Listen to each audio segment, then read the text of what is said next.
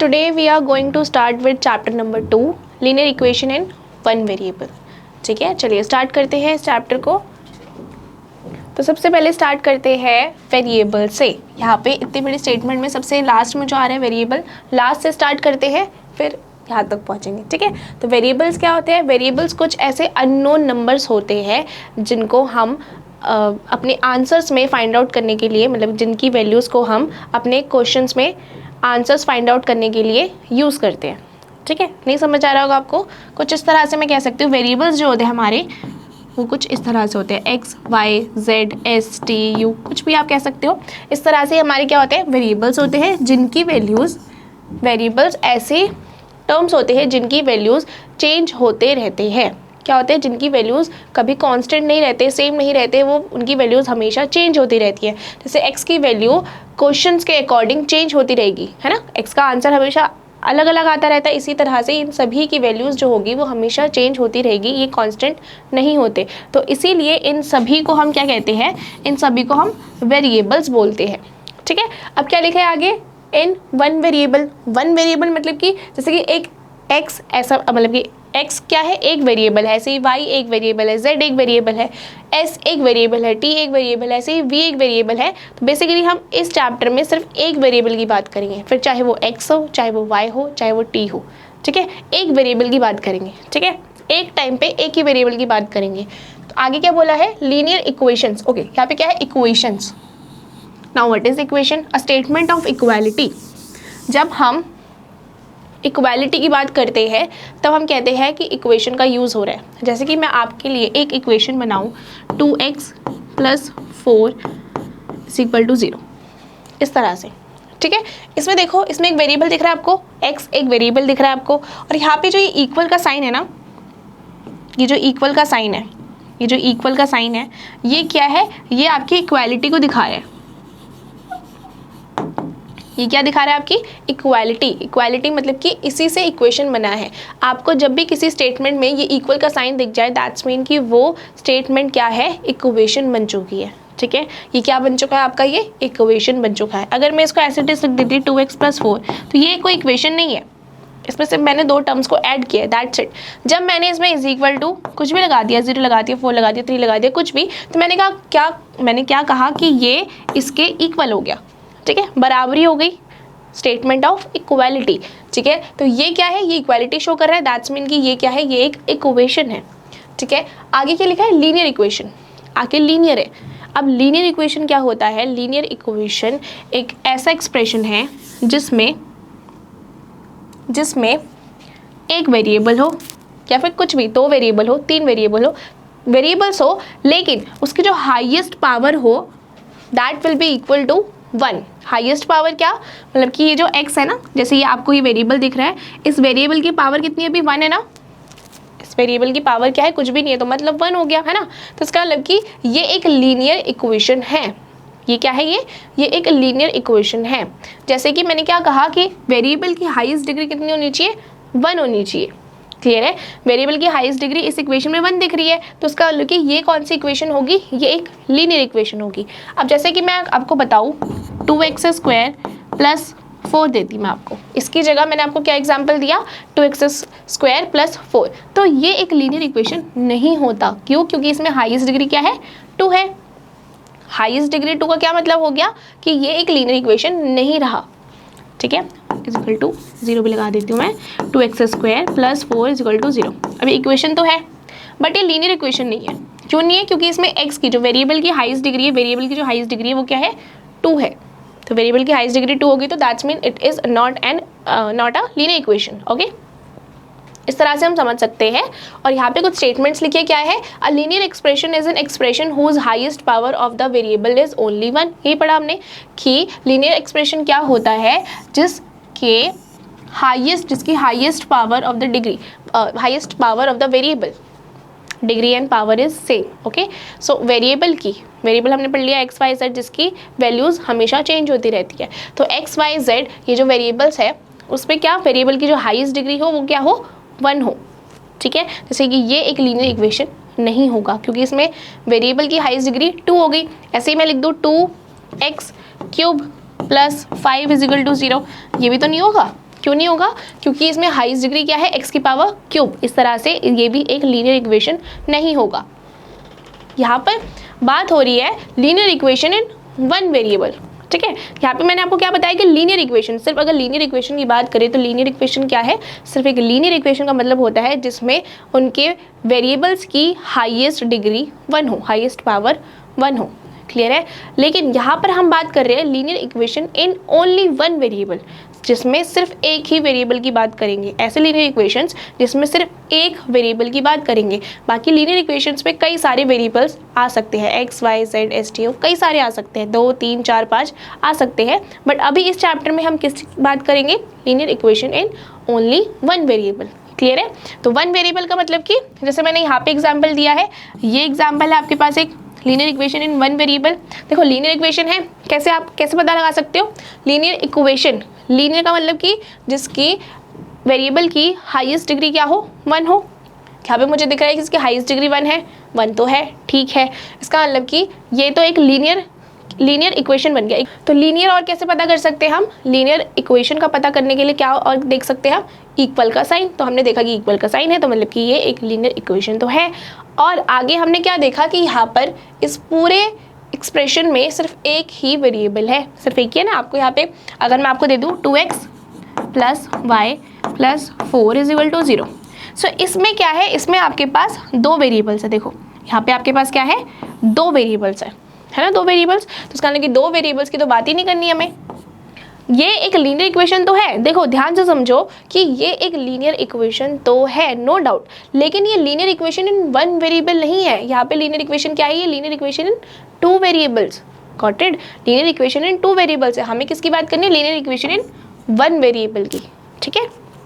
इस तरह से हमारे लीनियर इक्वेशन इन 1 वेरिएबल तो आपको अच्छे से क्लियर हो गया होगा। यहाँ पर कुछ मैंने आपको दिखाया भी है। देखो यहाँ पे क्या है, ये x क्या है, ये वेरिएबल है। अभी हम समझ चुके हैं सारी चीज़ें, अब आपको बहुत अच्छे से क्लियर हो जाएगा। और यहाँ पे ये इक्वल का ये जो साइन है वो क्या शो कर रहा है, इक्वालिटी शो कर रहा है, बराबरी शो कर रहा है। नेक्स्ट ये क्या बन गया आपका, ये सभी से आपका क्या बन गया, ये इक्वेशन बन गया। और कौन सा इक्वेशन बना, linear equation. Linear equation highest degree, variable की हाईएस्ट डिग्री क्या है, 1 है, इक्वल का साइन है, 1 वेरिएबल है, तो इसका मतलब कि linear equation in 1 variable clearly ये बन चुका है, राइट। और इसी से ये जो इक्वालिटी का मतलब होता है ना, इक्वालिटी का मतलब होता है बराबरी। बराबरी का क्या मतलब कि ये जो LHS है, LHS मतलब कि ये जो लेफ्ट हैंड साइड होता है हमारा, और ये हमारा क्या होता है, राइट हैंड साइड। अब अगर ऐसे देखोगे तो आपके लेफ्ट हैंड साइड ये वाला एंड राइट हैंड साइड ये वाला, तो मतलब कि ये वाली जो एक्सप्रेशन है वो क्या, ये आपका LHS हो गया, और ये क्या हो गया आपका RHS। LHS की full form left hand side, ये तो आपको पता भी होगा। और RHS क्या होता है आपके लिए, राइट हैंड साइड। क्लियर है? तो LHS और RHS इक्वल हम शो करते हैं इक्वालिटी में, है ना। ये दोनों ही एक दूसरे के क्या है, इक्वल है, ठीक है। तो हमने ये भी कह दिया कि ये हमारा LHS है, this is our LHS and this is our RHS। Clear है? इसी के साथ हमारे लीनियर इक्वेशन इन 1 वेरिएबल का कॉन्सेप्ट, जो मेन कॉन्सेप्ट था वो तो आपको क्लियर हो गया है। चलिए अब आगे चलते हैं। अब हमने क्या क्या चीज़ें पढ़ी, हमने वेरिएबल पढ़ा, है ना। हमने वेरिएबल पढ़ा, तो हमने वेरिएबल में क्या पढ़ा, हमने पढ़ा कि a variable is an unknown number and generally it is represented by a letter like x, y, n etcetera. n की जगह आप z भी बोल सकते हो, कोई इशू नहीं है, आप z बोल दो, m बोल दो, n बोल दो, anything, any alphabet you can take as to represent variables, okay। तो हम क्या कह सकते हैं कि वेरिएबल एक ऐसा अननोन नंबर होता है जिसको हम किसी भी अल्फ़ाबेट के ज़रिए हम उसको रिप्रेजेंट करते हैं, जैसे कि x, y, z। बेसिकली हम x, y, z, s, t, u, m, n इस तरह से हम उसको रिप्रेजेंट करते हैं। क्लियर है? चलिए नेक्स्ट है, हमें भी पता है एक और चीज़ वेरिएबल में जो हम पढ़ चुके हैं, उसको मैं रिपीट करवाना चाहती हूँ कि वेरिएबल्स की जो वैल्यूज़ होती है they keep changing, they are not constant. वो कांस्टेंट नहीं होते। कांस्टेंट क्या होते हैं? Okay, we can take example like कि हमारी लाइफ में कुछ ऐसी चीज़ें होती है बेसिकली जो चेंज होती रहती है, जैसे कि मेरी एज, है ना, मेरी एज हर साल चेंज होती रहेगी, ठीक है। तो ऐसे ही वेरिएबल्स होते हैं, they are keep changing, they are not constant. And constant क्या होता है? ऐसी चीज़ें, ऐसे हम कह सकते हैं ऐसे नंबर्स जो कभी चेंज नहीं होते, जैसे कि 2, 3, 4 ये नंबर्स है ना, नंबर्स तो कभी चेंज नहीं हो सकते। अगर मैं 2 बोल रही हूँ तो 2 यहाँ पे भी 2 है एंड फॉरेन कंट्री में भी 2 होगा, है ना। यहाँ पे मैं 3 बोल रही हूँ तो वहाँ पे भी 3 होगा, 3 तो चेंज नहीं हो सकता, सबके लिए 3 सेम है, सबके लिए 2 सेम है। बट यहाँ पे जो वेरिएबल्स की बात हो रही है, वेरिएबल्स ने मतलब दे आर नॉट सेम, वो हमेशा सबके लिए अलग अलग वैल्यूज आ सकती है, ठीक है। इस तरह से अभी हम आगे बहुत सारे क्वेश्चंस करेंगे वेरिएबल से ही रिलेटेड, क्योंकि हमें वेरिएबल्स की ही वैल्यूज़ फाइंड आउट करनी है, तो आपको पता चलेगा कि कितने वास्ट हमारे पास सॉल्यूशंस आ सकते हैं, वेरिएबल्स के आंसर्स आ सकते हैं। इसलिए हम कहते हैं कि वेरिएबल्स की जो वैल्यू होती है वो हमेशा चेंज होती रहती है, ठीक है। चलिए, तो ये तो हम समझ चुके हैं। नेक्स्ट हमारे पास any number without any variable is called constant. तो ऐसा नंबर जो बिना किसी वेरिएबल के हो उसे हम कहते हैं कांस्टेंट, ठीक है। जैसे कि मैंने पीछे एग्जांपल लिया था 2x + 4 = 0, ये लिया था मैंने एग्जांपल, इसमें ये वेरिएबल था और यहाँ पे एक नंबर दिख रहा है आपको, खाली नंबर मतलब कि जिसके साथ कोई वेरिएबल नहीं है। यहाँ पे क्या है, 4 क्या है, कांस्टेंट हो गया इसका, ठीक है। 4 क्या है, ये आपका कांस्टेंट हो गया। अभी समझाया मैंने कांस्टेंट क्या होता है, जो कभी बदलते नहीं है सबके लिए, जैसे सेम नंबर्स होते हैं, 1 सबके लिए 1 ही होगा, 2 सबके लिए 2 ही होगा। इस तरह से कांस्टेंट ऐसे नंबर्स होते हैं जिनके साथ कोई वेरिएबल्स नहीं होती। देखो वेरिएबल्स जिसके साथ लगा होगा, ये 2x है ना, इसका मतलब कि अगर ये चेंज होता है तो ऑब्वियसली ये भी तो चेंज होता रहेगा ना, ये चेंज होता ही तो रहेगा साथ साथ। ये जो है इसके साथ कोई वेरिएबल नहीं है, इसका मतलब कि ये चेंज नहीं होगा, ये एज इट इज़ रहेगा, 4 4 ही रहेगा, ठीक है। तो ये कांस्टेंट हो गया। नेक्स्ट है हमारे पास a number followed by variable is called coefficient. Now what is coefficient? Coefficient क्या होता है? कोफिशिएंट होता है, कोफिशिएंट का मतलब ऐसा समझ लो के साथ वाला, मतलब कि जैसे x के साथ वाला क्या नंबर है हमारे पास 2, तो ये कोफिशिएंट हो गया x का, ठीक है। x का कोफिशिएंट क्या हो गया? x का कोफिशिएंट हो गया 2, x के साथ है ना 2, इसका मतलब x का कोफिशिएंट 2 हो गया, ठीक है। इस तरह से हम कहते हैं वेरिएबल का कोफिशिएंट क्या है, वेरिएबल का कोफिशिएंट जो भी होगा, जैसे मैंने दे दिया आपको 3x + 6 = 0, इस तरह से दे दी मैंने आपको। तो मैं क्या कहूँगी कि यहाँ पे x का कोफिशिएंट क्या है मेरे पास 3, यहाँ पे 3 है ना, यहाँ पे 2 था, यहाँ पे कोफिशिएंट क्या आ गया 3, क्लियर है। तो इसलिए हम इसे कोफिशिएंट कहते हैं। नेक्स्ट क्या है, a term is any number और वेरिएबल सेपरेटेड बाय ऑपरेटर्स। तो अब यहाँ पे टर्म्स क्या है, टर्म्स ये सभी टर्म्स है हमारे पास, ये एक टर्म है, then this is a term and this is also a term. ये सभी क्या है, ये सभी टर्म्स दिखाते हैं, क्या है, ये सभी टर्म्स है। ये सभी टर्म्स को ऐड करके क्या बना है हमारे पास, एक लीनियर इक्वेशन बनी है इन वन वेरिएबल, फाइन। तो ये सभी क्या है, ये सभी हमारे पास टर्म है। टर्म्स मतलब कि जब हम सेपरेट करके दिखाते हैं नंबर्स को, ठीक है। तो जब हम किसी भी नंबर्स को सेपरेट करके दिखाते हैं वेरिएबल्स के साथ या फिर किसी भी और तरीके से हम उन्हें सेपरेट करके दिखाते हैं, तब हम उन्हें टर्म्स कहते हैं, ठीक है। चलिए, जितना हम कवर कर चुके हैं लीनियर इक्वेशन 1 वेरिएबल में, हमने जितनी सारी चीज़ें कॉन्सेप्ट सीखी है उसके लिए मतलब उतने में तो हम एक्सरसाइज 2.1 आराम से कर सकते हैं, इनफैक्ट 2.2 भी कर सकते हैं, 2.3 भी कर सकते हैं। और इसी में आप देखोगे कि कितनी सारी वेरिएबल्स आपको दिख रहे होंगे। देखो x दिख रहा है, y दिख रहा है, 6 दिख रहा है, और हर एक आपके पास जो इक्वेशन है उसमें सिर्फ आपको एक ही वेरिएबल दिखेगा। देख लो, यहाँ पे आपके पास सिर्फ एक x है, यहाँ पर आपके पास सिर्फ एक y है ना, एक वेरिएबल है। यहाँ पे भी क्या है, एक z है, मतलब कि एक वेरिएबल। इस तरह से यहाँ पे भी आप जितने भी देखोगे ना, वहाँ पे आपको हर एक इक्वेशन में सिर्फ एक ही वेरिएबल दिखेगा। एक टाइम पे एक ही वेरिएबल की बात की जाएगी, क्योंकि हमें पढ़ना ही है linear equation in 1 variable, okay. तो यहाँ पर आपको एक और चीज़ देखने को मिलेगी, जो हमने समझा था कि वेरिएबल्स की वैल्यू चेंज होती रहती है हर क्वेश्चन में, है ना। क्वेश्चन के अकॉर्डिंग हर वैल्यूज जो होती है हमारी वेरिएबल्स की, दे कीप चेंजिंग, ठीक है। तो अब हम इसमें जो आंसर्स निकालेंगे ना, यू विल फाइंड आउट कि कितने सारे अलग अलग आंसर्स आ सकते हैं, ठीक है। चलिए फाइंड आउट करते हैं। सबसे पहला है हमारे पास, हमें वैल्यूज निकालनी है। तो सबसे पहले हमारे पास x - 2 = 7, इस तरह से। ये तो बहुत ईजी है। हमें क्या करना है, हमें सिर्फ x की वैल्यू फाइंड आउट करनी है। Solve the following equations, we need to find out the value of variables. यहाँ पे वेरिएबल क्या है, x है, तो हमें उन वेरिएबल्स की वैल्यू फाइंड आउट करनी है। तो सबसे पहले यहाँ पे x है ना, तो हम क्या करेंगे, जिसको फाइंड आउट करना होता है ना उसको हम LHS में रख देते हैं। ऐसा समझिए, जिसको फाइंड आउट करना होता है हम उसको या तो RHS में रख देंगे अलग अलग, या फिर LHS में रख देंगे बिल्कुल अलग, ठीक है। उसके साथ कोई और टर्म ऐड या सब्ट्रैक्ट नहीं होना चाहिए। अगर है इसके साथ तो हम क्या कर देंगे, उसको इस तरफ शिफ्ट कर देंगे, = के पार पहुंचा देंगे, ठीक है। तो यहाँ पर -2 था, ठीक है, = के इस तरफ आके क्या हो जाएगा +2, क्लियर। आगे सॉल्व करेंगे, क्या आ जाएगा 7 + 2 आपके पास आ जाएगा 9। क्लियर। तो यहाँ से आपके पास x की वैल्यू क्या आ गई, x की वैल्यू आई आपके पास 9। नेक्स्ट देखते हैं, नेक्स्ट है हमारे पास क्वेश्चन नंबर 2। देखो तो क्वेश्चन नंबर 2 तो आपके लिए बहुत ईजी है। क्या हो जाएगा आपके पास, यहीं पे करवा देती हूँ मैं, इनफैक्ट यही करवा देती हूँ। ये आपके पास हो जाएगा 10, इसको आप शिफ्ट कर दोगे -3। क्या बोला था, वेरिएबल आपके पास, आपको वेरिएबल की वैल्यू निकालनी है, तो वेरिएबल आपको क्या करना है, एक साइड पे अकेला छोड़ देना है। तो यहाँ पे आपने 5 को अकेला छोड़ दिया एंड 3 इसके साथ है, इसलिए मुझे ऐसा समझिए कि अच्छा नहीं लगता है, इसको ना इसके साथ रहना पसंद नहीं है। ये इतना पावरफुल है कि ये चाहता है कि मैं खुद अकेला रहूँ।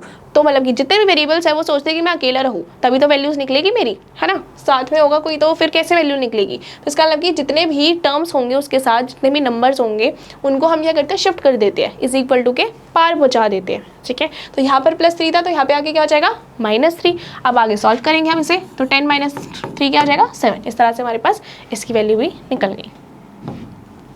यहाँ पर y की वैल्यू आ गई। नेक्स्ट हमारे पास 6 = z + 2। इसको भी सॉल्व कर लेते हैं। 6 = z + 2 इस तरह से है। तो हमने क्या कहा कि यहाँ पे z है ना, तो z को इधर ही छोड़ दो, या तो LHS में रखो या तो RHS में रखो, कहीं भी। तो यहाँ पे क्या है, z क्या है, RHS में हमारे राइट हैंड साइड में है, तो z को यही छोड़ देते हैं। अब इसको यहाँ शिफ्ट कर देते हैं, तो मतलब कि क्या आ जाएगा आपके पास 6 - 2। 6 - 2 आ गया, तो z की वैल्यू क्या आ जाएगी आपके पास, 6 - 2 = 4। क्योंकि यहाँ पे देखो प्लस में था ना 2, तो यहाँ पे आके क्या हो जाएगा माइनस में। तो जैसे ही माइनस में आ गया तो हमारे पास z की वैल्यू निकल गई। चलिए हो गया, थर्ड हो गया। फोर्थ करते हैं। फोर्थ हमारे पास 3/7 + x = 17/7। इस तरह से हमारे पास, ठीक है। चलिए सॉल्व करते हैं इसको। मैंने क्या कहा, वही वेरिएबल को यहीं छोड़ देना है, तो मैंने यहीं पे छोड़ दिया, x को यहीं छोड़ देती हूँ एंड 17/7 एंड इसको यहाँ शिफ्ट कर देते। तो ये प्लस में था, तो यहाँ पे आके क्या हो जाएगा माइनस में। जैसे ही कोई भी नंबर, कोई भी टर्म = के इस तरफ शिफ्ट होता है, इक्वल के इधर शिफ्ट हो जाता है, तो उसके साइंस जो होते हैं वो चेंज हो जाते हैं। प्लस का माइनस हो जाता है, माइनस का प्लस हो जाता है, मल्टीप्लाई का डिवीजन हो जाता है, और या डिवीजन होगा तो वो मल्टीप्लिकेशन में चेंज हो जाएगा, इस तरह से। ठीक है, तो यहाँ पे प्लस था तो यहाँ पे आके माइनस हो गया। इसे आगे सॉल्व करेंगे तो ये दिख रहा है यहाँ पे नीचे जो है कॉमन ही नंबर है, तो उनका एलसीएम तो 7 ही आएगा, और इस तरह से ऊपर 17 रह जाएगा और यहाँ पे -3 रह जाएगा। इसको सॉल्व करेंगे, 17 - 3 आपके पास क्या आ जाएगा 14/7। एंड देखो 14/7 जो है वो हमें दिख रहा है कि वो डिविजिबल है। 14 जो है वो 7 से डिविजिबल है, तो हमने क्या करा, हमने इसको सॉल्व कर दिया और हमारे पास x की वैल्यू आ गई 2 के इक्वल। 7 2 = 14 होता है, इस तरह से हमारे पास x की वैल्यू आ गई। क्लियर है। चलिए नेक्स्ट देखते हैं। फोर्थ हो गया हमारे पास, फर्स्ट सेकेंड इस तरह से हो गया। फिफ्थ कर लेते हैं, 6x = 12। ये तो बहुत ईजी है। यहाँ पे क्या है, यहाँ पे देखो, यहाँ पर 6x जो है वो 12 के इक्वल है ना। क्या बोला, अभी अभी मैंने आपको समझाया कि अगर कोई नंबर्स मल्टीप्लाई में होंगे तो क्या होगा, वो डिवाइड में होगा, है ना। ये 6 क्या है, x के साथ मल्टीप्लिकेशन में है, तो 6 क्या हो जाएगा 12 के नीचे आके डिवाइड हो जाएगा। इस तरह से डिवाइड हो गया, तो आपके पास क्या आ जाएगा आंसर 2। और x की वैल्यू क्या आ गई आपके पास, 6 2 = 12 होता है ना, तो इस तरह से आपके पास x की वैल्यू आ गई 2। क्लियर। चलिए नेक्स्ट क्या है हमारे पास, 6 भी बहुत इजी है।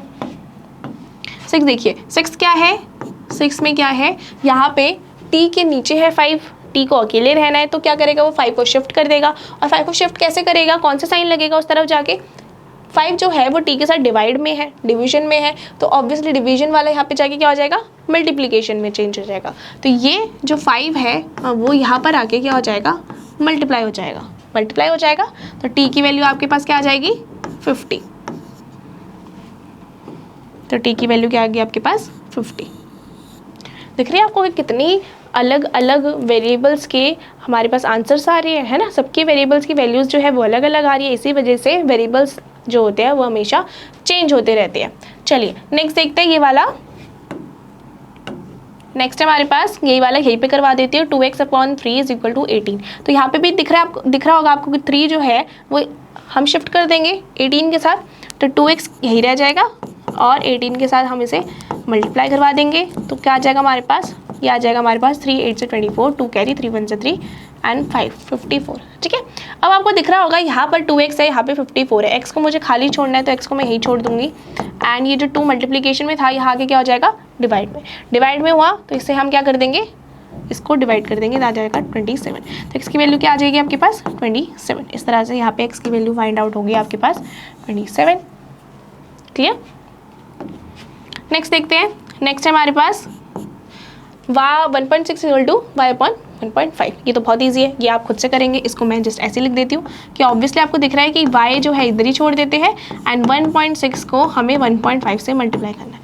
ये खुद से कर सकते हैं आप, खुद से करना है ना, क्योंकि डिवाइड में है तो यहाँ पे आके क्या हो जाएगा, मल्टीप्लीकेशन में, और मल्टीप्लाई करेंगे तो क्या आंसर आएगा, you have to find this. Okay, so आप खुद से करेंगे ये। इसको करते हैं सॉल्व। यहाँ पे क्या है, 7x है, ये -9 था, उधर शिफ्ट कर देते हैं तो क्या हो जाएगा, प्लस में 9 हो जाएगा। ये प्लस में 9 हो गया तो क्या आ जाएगा आपके पास, ये 16 + 9 आपके पास आ जाएगा 25। ठीक है, 25 आ गया। आगे सॉल्व करेंगे, x ही रह जाएगा, 25 को 7 से डिवाइड करवा देंगे। आगे डिवाइड हो रहा है क्या, ये 25 7 से डिविजिबल है, तो हमें दिख रहा है कि डिविजिबल नहीं है। तो जब डिविजिबल नहीं है तो हमारे पास x की वैल्यू सिर्फ यही आ गई, इस तरह से। क्लियर है, इसको मैं हटा देती हूँ।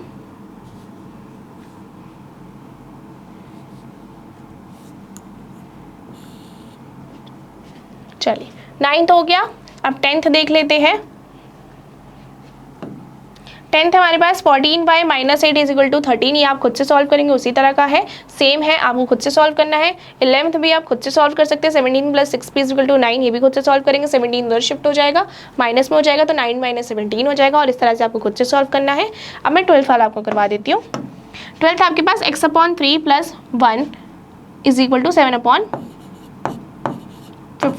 तो हम क्या करेंगे, हम x/3 को इधर ही शिफ्ट छोड़ देते हैं और इस 1 को बाहर शिफ्ट कर देते हैं, तो ये -1 हो जाएगा। इसके नीचे कुछ नहीं है तो हम 1 लगा देते हैं।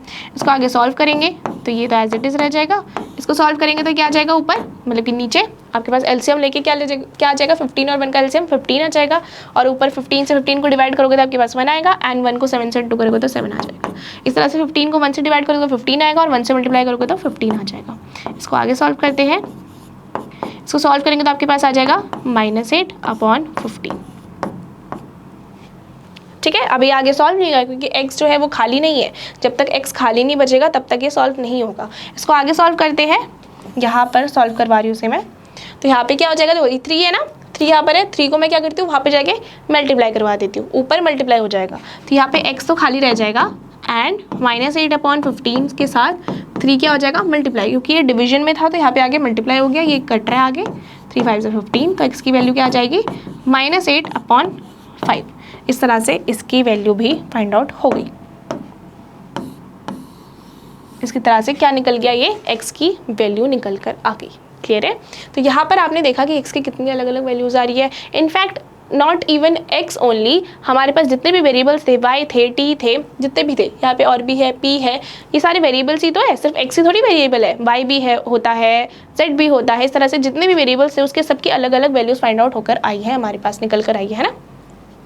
चलिए अब हमें बनानी है स्टेटमेंट। अब हमें ध्यान से सुनना है कि किस तरह से हम इक्वेशन बनाते हैं। ठीक है, चलिए स्टेटमेंट क्या दी गई है हमें कि if you subtract half from a number, तो अगर आप किसी नंबर से जो कि हमने x माना है, उस x से हम हाफ माइनस कर दें, x से हाफ माइनस कर दें, यही तो बोले, अगर हम x से हाफ माइनस कर दें, उस नंबर से हाफ माइनस कर दें और उसके रिजल्ट को किससे मल्टीप्लाई कर दें, हाफ से मल्टीप्लाई कर दें। ठीक है, मतलब कि जो भी आंसर आए, जो भी इसको सॉल्व करके आंसर आएगा उसको हाफ से मल्टीप्लाई कर दे, तो सीधा हम मल्टीप्लाई करके लिख सकते हैं। तो हमारे पास आंसर क्या आएगा, हमारे पास आंसर आएगा 1/8 के इक्वल। इस तरह से हमारे पास ये इक्वेशन बन गई, और ये इक्वेशन इस तरह से लिखना ही इसका सबसे इंपॉर्टेंट पार्ट है, क्योंकि इसके बाद तो आप खुद से सॉल्व करेंगे, सॉल्व करना तो आपको आ गया है। चलिए अब से सॉल्व करेंगे, तो मैं क्या करूँगी, मैं इस हाफ से इस x को मल्टीप्लाई करूँगी, तो मेरे पास हाफ से x को मल्टीप्लाई करने पे क्या आ जाएगा, x/2। ठीक है, इस तरह से जब मैं हाफ से हाफ को मल्टीप्लाई करूँगी, देखो हाफ से जब हाफ से मल्टीप्लाई करेंगे तो क्या आ जाएगा, 1/4 आ जाएगा ना। क्लियर है, हाफ से जब हाफ को मल्टीप्लाई करेंगे तो ये 2 2 4 हो जाएगा, तो ऐसे 1/4 आ जाएगा। ठीक है, चलिए इतना हो गया, 1/8 के इक्वल आ जाएगा ये। अब क्या है, x/2 को इधर ही छोड़ देते हैं और इस 1/4 को यहाँ शिफ्ट कर देते हैं, इज इक्वल टू के यहाँ शिफ्ट कर दिया, तो ये माइनस में था तो यहाँ पे आके क्या हो जाएगा, प्लस में हो गया, ये प्लस में हो गया। इसे सॉल्व करेंगे यहाँ पे सॉल्व करती हूँ आगे। तो ये क्या है आपके पास x/2 इज इक्वल टू, देखो इसको सॉल्व करोगे तो 4 और 8 का एलसीएम लोगे, 4 और 8 का एलसीएम आपके पास 8 ही आएगा। अब 8 को 8 से डिवाइड करोगे तो 1 ही आएगा, और 1 से 1 को इंटू करोगे तो 1 ही आ जाएगा फिर से। एंड सिमिलरली इसमें भी क्या करोगे, 8 को 4 से डिवाइड करोगे तो आपके पास 2 आएगा, तो 2 को ऊपर वाले 1 से मल्टीप्लाई करोगे तो आपके पास क्या आ जाएगा, 2 ही। इस तरह से आपके पास आ गया x/2 इज इक्वल टू 3/8 के इक्वल। अभी भी x खाली नहीं है, x के नीचे 2 है, तो मुझे इस नीचे वाले 2 को भी तो शिफ्ट करना पड़ेगा, तभी तो मेरे पास x की वैल्यू आएगी। तो हम कह देंगे ये 3/8 है, तो ये इधर शिफ्ट करेंगे तो क्या साइन आ जाएगा, ये डिवीजन में था तो यहाँ पे आके मल्टीप्लाई हो जाएगा। क्लियर है, मल्टीप्लाई हो गया। इसको सॉल्व करेंगे तो आपके पास क्या आ जाएगा, ये 4 x किसके इक्वल आ जाएगा, 3/4 के। ठीक, x की वैल्यू आ गई। तो इसका मतलब कि वो कौन सा नंबर है जिसको हम ये सब करके हमारे पास 1/8 आएगा, तो वो कौन सा नंबर है, 3/4। तो हमने जो ये लेट किया था ना, let the number be x, ये वही वाला है। तो हम लिख देंगे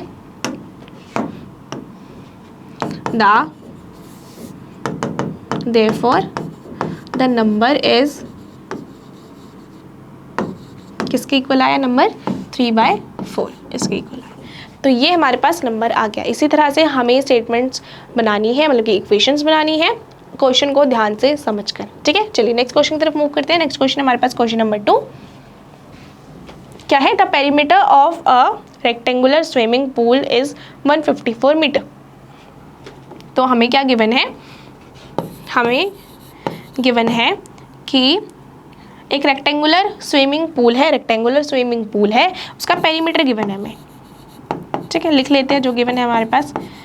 पेरीमीटर है हमारे पास 154 मीटर। ठीक है, इट्स लेंथ इज 2 मीटर। क्या बोला है कि उसकी जो लेंथ है वो 2 metre more than twice its breadth. क्या बोला है कि जो उसकी लेंथ है वो उसके ब्रेथ से 2 मीटर ज़्यादा है, 2 मीटर और ट्वाइस ऑफ इट्स ब्रेथ, मतलब कि उसके ब्रेथ से दुगना और 2 मीटर ज़्यादा, ब्रेथ से दुगना भी और 2 मीटर ज़्यादा भी। किस तरह से बोला गया, देखो क्या बोला गया कि लेंथ जो है वो 2 मीटर मोर देन किससे है, ब्रेथ से ज़्यादा है ना, ये बोला गया है। तो इसका मतलब कि हमें ब्रेथ को क्या करना पड़ेगा, हमें x मानना पड़ेगा। Let the breadth be x metre. हमने ब्रेथ को क्या कर लिया, x मान लिया, और लेंथ को क्या मानेंगे हम, लेंथ क्या बोला गया हमें कि लेंथ ब्रेथ के ट्वाइस है, ट्वाइस मतलब कि डबल, मतलब कि 2x। ठीक है, एंड 2 मीटर ज़्यादा, तो इस तरह से बन जाएगा। कैसे आया, उसने क्या बोला कि ब्रेथ कितना ही है, x है, x से दुगनी है और 2 मीटर भी ज़्यादा भी है, तो मतलब कि 2x + 2। इस तरह से हमारे पास क्या आ गई, ये हमारे पास लेंथ आ गई है। तो अब देखो हम अकॉर्डिंग टू क्वेश्चन क्या बनाएंगे, हम बनाएंगे इक्वेशन। तो हमें पता है कि पेरीमीटर क्या होता है, पेरीमीटर किसके इक्वल होता है, पेरीमीटर ऑफ रेक्टेंगल किसके इक्वल होता है, 2 × L + B, इसी के इक्वल होता है, तुम्हें पता है ना। और पेरीमीटर हमारे पास कितना गिवन है, यहाँ पर हमारे पास है 154,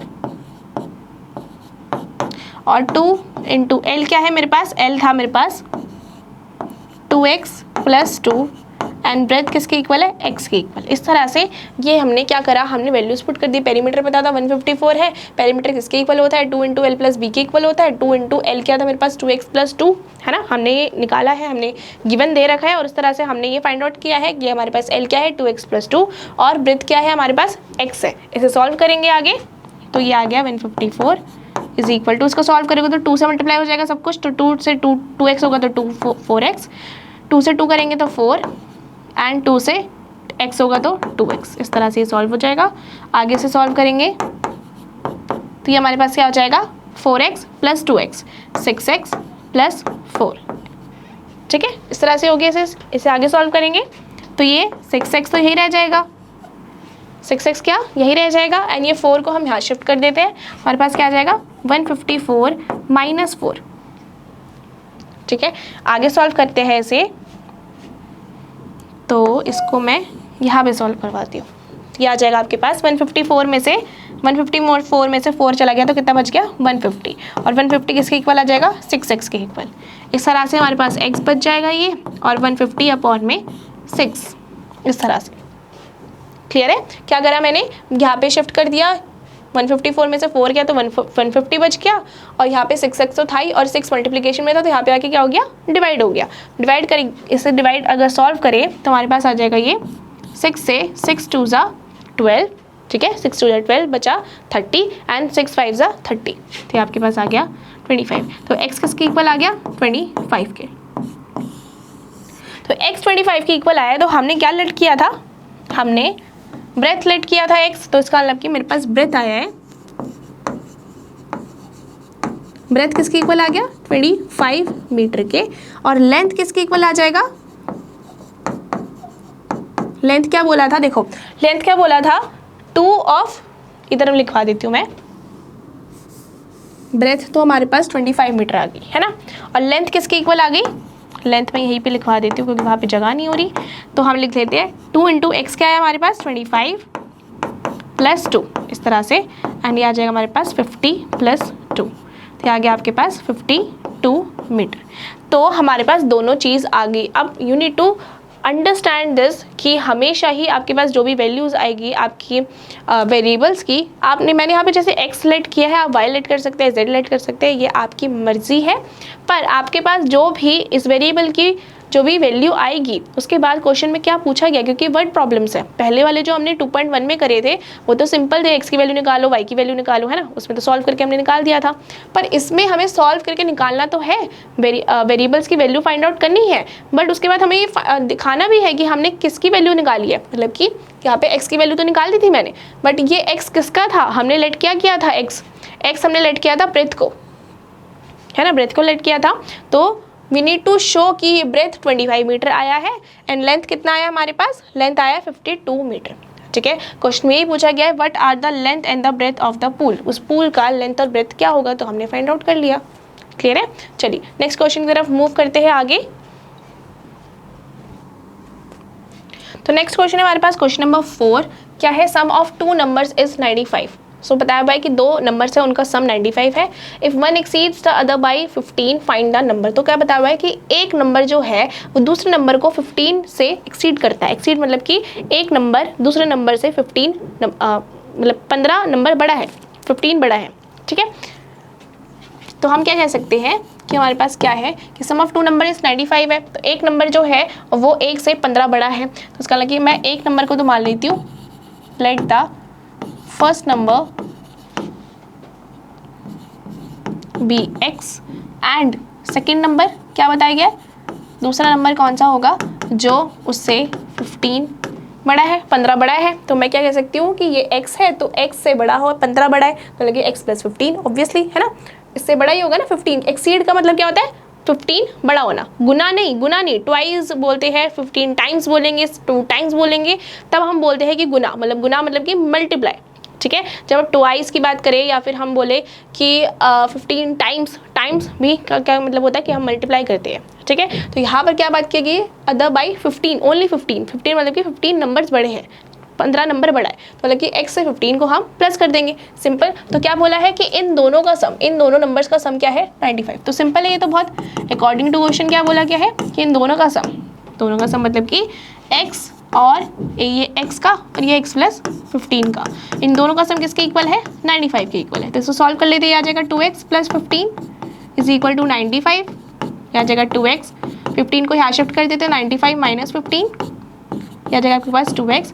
इसको सॉल्व करेंगे तो आपके पास क्या आ जाएगा 80 आ जाएगा, और ये x यही रह जाएगा और 2 शिफ्ट हो जाएगा, तो आ जाएगा आपके पास आ जाएगा 40। तो x 40 के इक्वल आ गया। तो इसका मतलब कह सकती हूँ कि हमारे पास फर्स्ट नंबर किसके इक्वल आ गया, फर्स्ट नंबर 40 के इक्वल आ गया, ठीक है। एंड सेकेंड नंबर हमने क्या माना था कि वो आगे क्या हो जाएगा, ये 40 प्लस 15 हो जाएगा आपके पास 55। Next you can check also, आप देख सकते हो कि फर्स्ट नंबर आपके पास 40 आया, सेकंड नंबर आपके पास क्या है 55। आपको क्या बोला गया था कि 2 नंबर्स का सम, इन्हीं 2 नंबर्स का सम 95 होना चाहिए। तो देखो 95 है क्या, 40 plus 55 will be equal to 95, ठीक है। 95 इक्वल आ गया, तो इसका मतलब कि हमने ये आंसर बिल्कुल सही निकाला है। चलिए नेक्स्ट क्वेश्चन की तरफ मूव करते हैं। नेक्स्ट हमारे पास क्वेश्चन नंबर 5।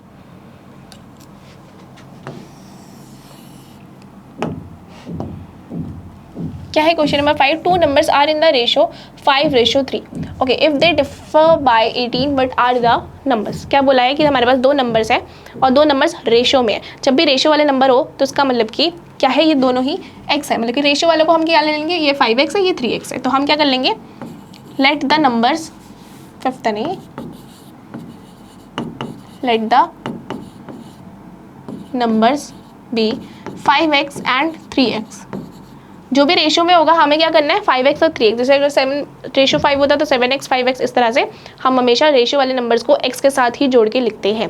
क्लियर? तो ये आ जाएगा 5x and 3x if they differ. Differ मतलब कि इन दोनों का डिफरेंस, इन दोनों के बीच का डिफरेंस कितना है, 18 है। तो हम कह देंगे अकॉर्डिंग टू क्वेश्चन हमें बताया गया है कि इन दोनों के बीच का जो डिफरेंस है, मतलब कि 5x माइनस 3x, इन दोनों नंबर्स के बीच का डिफरेंस किसके इक्वल है, 18 की।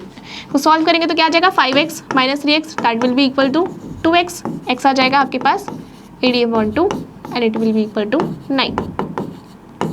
तो x की वैल्यू अगर 9 आ गई है तो हम कह सकते हैं फर्स्ट नंबर क्या था हमारे पास, 5x के इक्वल। तो मतलब कि 5 × 9, इसको करना मत भूलना, क्योंकि बच्चे x की वैल्यू तो निकाल देते हैं फिर इसको आगे सॉल्व करना भूल जाते हैं, क्योंकि हमें नंबर्स भी तो निकालने, भाई नंबर्स कौन से थे, क्योंकि नंबर्स हमें रेशो में गिवन है, हमें प्रॉपर नंबर बताने की कौन कौन से नंबर थे।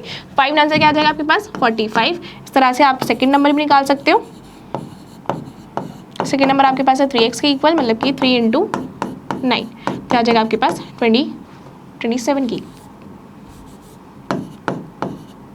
किसकी इक्वल आ जाएगा ये, 27 की इक्वल। ठीक है, तो आपके पास फर्स्ट नंबर आ गया, सेकंड नंबर आ गया। आपको क्या बोला गया था कि इन दोनों का डिफरेंस किसकी इक्वल होना चाहिए, 18 के इक्वल। आप इनको माइनस करके देखोगे तो आपके पास आंसर 18 ही आएगा। ठीक है, तो आपको ये भी समझ आ गया होगा कि आपको सिर्फ वेरिएबल्स की वैल्यूज़ निकाल के नहीं छोड़ना है। ठीक है, आपको क्या करना है, उनके आंसर्स भी साथ साथ में लिखने हैं जो कि आपसे क्वेश्चन में पूछा गया हो। आपको जिस भी क्वेश्चन में जो भी पूछा गया है you have to find out and then write down that also कि आपके साथ पूछा क्या गया। जैसे कि फर्स्ट नंबर पूछा गया था, इसमें सेकंड नंबर क्या था पूछा गया था, 2 नंबर्स निकालने थे, इसमें भी आपके पास 2 नंबर्स निकालने थे। तो इस तरह से जो भी पूछा जाएगा वो आपको in the end of the solution आपको ये लिखना पड़ेगा। ठीक है, क्लियर है। चलिए नेक्स्ट क्वेश्चन की तरफ मूव करते हैं। सो नेक्स्ट क्वेश्चन है हमारे पास question number 6, 3 consecutive integers add up to 51। Okay, ये कॉन्जिक्यूटिव इंटीजर्स क्या होते हैं, सबसे पहले तो आपको ये पता होना चाहिए what are consecutive integers. So consecutive integers होते हैं लगातार नंबर्स जो अपीयर होते हैं ना, लगातार, जैसे 2 के बाद 3 आता है, 3 के बाद 4, 4 के बाद 5, इस तरह से जो लगातार वाले नंबर्स होते हैं ना उनको हम कॉन्जिक्यूटिव इंटीजर कहते हैं। ठीक है, तो आप देख ही रहे होगे कि अगर मैं लगातार की बात करूँ, मैं कह रही हूँ 2 के बाद क्या आता है 3, है ना, 3 के बाद क्या आता है 4, 4 के बाद क्या आता है 5। आपको समझ आ रहा होगा कि 2 में मैंने 1 ऐड किया तब मेरे पास 3 आया, है ना, मैंने 3 में 1 ऐड किया तब मेरे पास क्या आया 4 आया, ऐसे ही मैंने 4 में 1 ऐड किया तो मेरे पास क्या आया 5 आया, है ना। तो मतलब कि कॉन्जिक्यूटिव नंबर्स कैसे होते हैं, जिसमें हम 1 1 ऐड करते जाए तो हमारे पास लगातार नंबर्स आते रहेंगे। ठीक है, इसी तरह से बोला गया है कि 3 कॉन्जिक्यूटिव इंटीजर्स है जिनको हम जब ऐड करते हैं तो 51 आता है उसका, तो हम 51 इक्वल आता है, मतलब कि इन तीनों को ऐड करके हमारे पास आंसर 51 के इक्वल आता है। ठीक है, व्हाट आर दीज इंटीजर्स, तो वो इंटीजर्स कौन से है। ठीक है, तो हम मान लेते हैं लेट द फर्स्ट इंटीजर, सबसे पहला इंटीजर तो हम x मान लेते हैं। तो हमें पता ही नहीं है ना कि कहाँ से स्टार्ट हो रही है, कौन सी सीरीज़ है, क्या है, कुछ नहीं पता, तो हमें x मानना पड़ेगा उस नंबर को। एंड सेकेंड इंटीजर को हम क्या मानेंगे, x+1। अभी मैंने समझाया कि कॉन्जिक्यूटिव नंबर्स कौन से होते हैं, x+1 ऑब्वियसली। ऐसे ही अगर थर्ड इंटीजर की बात करूँ मैं, थर्ड इंटीजर क्या होगा, x+2। कैसे, यही तो होगा ना, x+1 + 1, है ना, जो भी वाला नंबर होगा उसमें हम 1 ऐड कर देंगे तो ये x+2 ही तो हो गया। इस तरह से हमारे पास जो थर्ड इंटीजर होगा वो किसके इक्वल होगा, x+2 के इक्वल। इस तरह से और क्या बोला मैं, अकॉर्डिंग टू क्वेश्चन इन तीनों का सम किसके इक्वल है, 51 के इक्वल है। तो हम इन तीनों को सम कर देते हैं, x+1 + x+2। इस तरह से इन तीनों का सम किसके इक्वल है, 51 के इक्वल है। सॉल्व करते हैं, ये x है, ये x है, ये x है, तो मतलब कि 3x हमारे पास, तो 3x और ये 1 2, मतलब कि 2 + 1 दैट इज़ 3। तो आ जाएगा आपके पास 3x = 51 माइनस ये 3 इधर शिफ्ट हो जाएगा तो क्या आ जाएगा माइनस में, तो आपके पास आ जाएगा 48 के इक्वल। और 51 - 3 = 48। ठीक है, और ये मल्टीप्लाई में था 3, तो यहाँ पे आके क्या हो जाएगा डिवाइड में, तो इसे सॉल्व करेंगे तो 3 1 = 3 एंड 3 6 = 18। तो x किसके इक्वल आ जाएगा, 16 के इक्वल आ जाएगा आपके पास। ठीक है, तो इसी तरह से हमारे पास क्या आ गया, ये x की वैल्यू आ गई, तो मैं x की वैल्यू के साथ में लिख सकती हूँ कि मेरे पास फर्स्ट इंटीजर आ गया, फर्स्ट इंटीजर किसके इक्वल आ गया मेरे पास 16 के इक्वल। ऐसे ही मैं कह सकती हूँ सेकंड इंटीजर किसके इक्वल आ गया 16 + 1 किसके इक्वल आ गया 17 के equal obviously. And third integer 17 + 1 किसके इक्वल आ जाएगा 18 के इक्वल। तो आपको दिख ही रहा होगा कि 16, 17, 18 ये सभी नंबर्स जो है वो कंटिन्यूस आ रहे हैं, ये सारे कॉन्जिक्यूटिव टर्म्स हो गए, ठीक है। तो कॉन्जिक्यूटिव मतलब कि सारे लगातार आने वाले हैं, तो इसका मतलब कि ये वाला क्वेश्चन भी हमारे यहाँ पे कंप्लीट हो गया। चलिए नेक्स्ट क्वेश्चन की तरफ मूव करते हैं। नेक्स्ट है हमारे पास question number 7। The sum of 3 consecutive multiples of 8 is 8, 8, 8. Find the multiples. Okay हमें बोला है कि हमारे पास 8 के मल्टीपल्स है और 3 कॉन्जिक्यूटिव मल्टीपल्स है, मतलब कि 8 के मल्टीपल्स कौन से कॉन्जिक्यूटिव टर्म्स वाले, ठीक है। तो कॉन्जिक्यूटिव मल्टीपल्स ऑफ 8 है जो कि इक्वल है किसके, जब मतलब कि उनके सम को हम इक्वल करते हैं तो वो किसके इक्वल आता है 8, 8, 8 के, मतलब कि 888 के इक्वल आता है। तो हम कहते हैं कि अगर वो 8 का मल्टीपल है, मतलब कि 8 के टेबल पे आएगा, है ना, तो मतलब कि जो हमारे पास सबसे फर्स्ट नंबर होगा वो कौन सा होगा, वो 8x के इक्वल होगा, है ना, 8x ही तो होगा, 8 का मल्टीपल होगा। तो 8 × x 8 का ही मल्टीपल होगा, तो ऑब्वियसली 8 × x होगा, जो भी x आएगा वो 8 के ही मतलब कि 8 से मल्टीप्लाई होगा। इस तरह से मैं कह सकती हूँ let the first number 8x होगा, कॉन्जिक्यूटिव टर्म्स चल रही है, तो इसका मतलब कि सेकेंड नंबर किसके इक्वल हो जाएगा 8 × x + 1।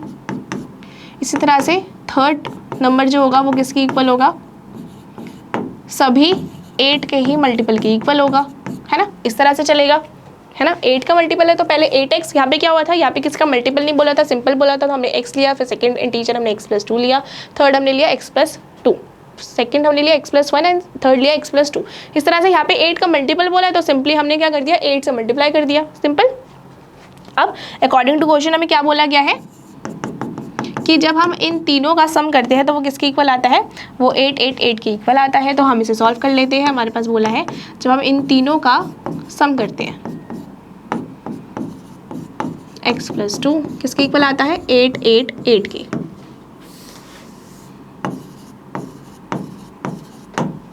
इसको आगे सॉल्व करेंगे तो क्या हो जाएगा, देखो यहाँ पर आ जाएगा आपके पास 8x प्लस ये आ जाएगा 8x, 8 × 1 = 8, पहले 8 को x से किया फिर 8 को 1 से किया, ऐसे ही सेम इसमें भी करेंगे, 8x आ जाएगा ये और ये आ जाएगा 2 × 8 = 16 प्लस 16, यहाँ रह जाएगा 8, 8, 8, ठीक है। इसे सॉल्व कर लेते हैं। यहाँ पे 8x है, यहाँ पे 8x है, यहाँ पे 8x है ना। आपके पास क्या है 3 8x है, मतलब कि 3 × 8 = 24, 24x प्लस यहाँ पे क्या है आपके पास 8 है और यहाँ पे क्या है आपके पास 16, मतलब कि आ जाएगा 24 के इक्वल और आ जाएगा 8, 8, 8, 24x और इस 24 को हम यहाँ शिफ्ट कर देते हैं, प्लस में था माइनस में हो जाएगा। इसको सॉल्व करेंगे आगे फिर किसके इक्वल आ जाएगा, ये माइनस होगा तो ये 4, ये 6 और ये 8 के इक्वल, और ये 24 इसके साथ मल्टीप्लिकेशन में है, यहाँ आके डिवाइड हो जाएगा। इसे आगे सॉल्व करते हैं, ये किससे डिविजिबल है, ये 4 से हम कर सकते हैं ऐसे, 4, 6 = 24, 4, 2 = 8, 4, 1 = 4 एंड 24 बचा, तो मतलब कि 4, 6 = 24। आगे 6 से भी डिविजिबल होगा, 6, 3 = 18 एंड 36, 6 = 36, तो x की वैल्यू क्या आ जाएगी आपके पास 36, ठीक है। x की वैल्यू आ गई आपके पास 36, तो ये x की वैल्यू आ गई, तो इसका मतलब कि मैं क्या कह सकती हूँ, इससे मुझे फर्स्ट नंबर मिल जाएगा। फर्स्ट नंबर किसके इक्वल आ गया 8x था ना, 8x, तो मतलब कि 8 × 36, इसे सॉल्व करोगे 6, 8 = 48, 4 कैरी, 3, 8 = 24, तो आ जाएगा 288 के इक्वल, ठीक है। तो सबसे पहला नंबर आपके पास 288 के इक्वल आ गया। सेकंड नंबर आपके पास क्या आ जाएगा, क्या था 8, 8 x + 1 ये था, ठीक है। इसे सॉल्व कर लेते हैं। 8 × x क्या है आपके पास 36 + 1, तो मतलब कि 8 × 37, तो आ जाएगा आपके पास 7, 8 = 56, 5 कैरी, 3, 8 = 24, या जाएगा आपके पास 295 के इक्वल, ठीक है। तो इस तरह से ये 8 के मल्टीपल के कॉन्जिक्यूटिव सेकंड नंबर इसमें आ गया। सेकंड कॉन्जिक्यूटिव टर्म क्या आ गया 296। थर्ड वाला भी निकाल लेते हैं हम। तो यहाँ पे थर्ड नंबर किसके इक्वल आ जाएगा, थर्ड नंबर आपके पास क्या है 8 × x प्लस 2, x क्या है आपके पास 36, 36 प्लस 2, इसको सॉल्व करो आगे, 8 इंटू 38 है ना, 8 इंटू 38, इसको सॉल्व करेंगे आगे तो क्या आ जाएगा आपके पास, ये आ जाएगा आपके पास 8 8 64, 6 कैरी, 8 3 24 एंड ये आ जाएगा आपके पास 304 के इक्वल। सो बेसिकली आपके पास 3 नंबर्स कौन कौन से आ गए, 3 कॉन्जिक्यूटिव टर्म्स आ गए 8 के मल्टीपल्स के, वो आ गए ये, एक तो 2, एक आ गया आपके पास ये 288, दूसरा आ गया 296 और तीसरा आ गया 304। इस तरह से आपके पास 3 नंबर्स आ गए, 3 कॉन्जिक्यूटिव टर्म्स जो कि मल्टीपल हो 8 के, ये आ गया आपके पास 3 टर्म्स। ठीक है, क्लियर है। चलिए नेक्स्ट क्वेश्चन की तरफ आगे मूव करते हैं। नेक्स्ट टाइम हमारे पास 3 consecutive integers are such that when they are taken in increasing order and multiplied by 2, 3 and 4 respectively they add up to 74. Find these numbers. Same he question है, same ही तरीके से हमें करना है solve. सो हमारे पास क्या है, कॉन्जिक्यूटिव इंटीजर्स की बात करिए तो ऑब्वियसली हमें क्या करना है, लेट द फर्स्ट इंटीजर,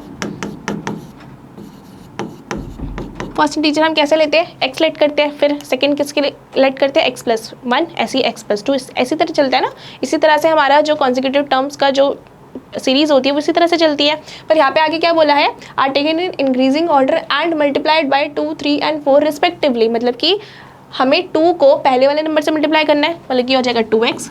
इसी तरह से जो सेकेंड इंटीजर होगा या फिर मैं कहूँ सेकेंड नंबर जो होगा वो क्या हो जाएगा, 3 से मल्टीप्लाई करना है सेकेंड नंबर को, फर्स्ट नंबर को 2 से, सेकंड को 3 से एंड थर्ड को 4 से, मतलब कि हमारे पास जो थर्ड नंबर आएगा वो नॉट x, ये आ जाएगा x प्लस 1 है ना, x प्लस 1 के इक्वल होता है। कॉन्जिक्यूटिव टर्म्स की सीरीज चल रही है तो x प्लस 1 होगा। इसी तरह से third number 4 into x plus 2, इस तरह से। क्लियर है। क्या बोला है कि जब हम इनको ऐड करेंगे तो वो 74 के इक्वल आएगा, तो इन सभी को हम क्या कर देंगे, ऐड कर देंगे, इन सभी को ऐड कर देंगे, मतलब कि 2x plus 3 into x plus 1 plus 4 into x plus 2 किसके इक्वल हो जाएगा, 74 के। बस इसे सॉल्व करना है आगे, तो इसे सॉल्व करते हैं, ये आ जाएगा 3x plus 3 plus 4x plus 8 is equal to 74। आगे सॉल्व करेंगे तो ये देखो, ये 2x है, ये 3x है, ये 4x है, तो किसके बाद क्या आ जाएगा, 2x plus 3x 5x, 5x plus 4x 9x, तो 9x के इक्वल आ जाएगा। तो 9x प्लस 3 प्लस यहाँ पे 3 बचा है, यहाँ पे 8 बचा है, तो 3 प्लस 8 11, 74। तो 11 को हम क्या करते हैं, इज इक्वल टू के यहाँ शिफ्ट कर देते हैं, तो 9x इज इक्वल टू आ जाएगा आपके पास 63 और x किसके इक्वल आ जाएगा, 63 अपॉन 9, क्या आ जाएगा आपके पास 7 के इक्वल। तो x की वैल्यू क्या आ गई, 7, x की वैल्यू 7 आ गई, तब हम नंबर्स निकाल सकते हैं। जैसे हमारे पास x की वैल्यूज़ आ गई तो हम नंबर्स फाइंड आउट कर लेते हैं। तो हमारे पास नंबर्स क्या है, नंबर्स फर्स्ट नंबर हमारे पास है 2x, मतलब कि 2 इंटू 7 क्या आ जाएगा 14। सेकेंड नंबर क्या है हमारे पास 2 into x plus 1, that's mean कि 2 इंटू एक्स हमारे पास 7 प्लस 1 क्या आ जाएगा 2 इंटू 8 के इक्वल, क्या आ जाएगा 2 8 जा 16। ऐसे ही थर्ड नंबर हमारे पास क्या आ जाएगा 2 इंटू सॉरी किसके इक्वल था ये 4 into x plus 2, 4 into x plus 2 क्या आ जाएगा 4 इंटू 7 प्लस 2, क्या आ जाएगा 4 इंटू 9, तो 4 9 जा 36।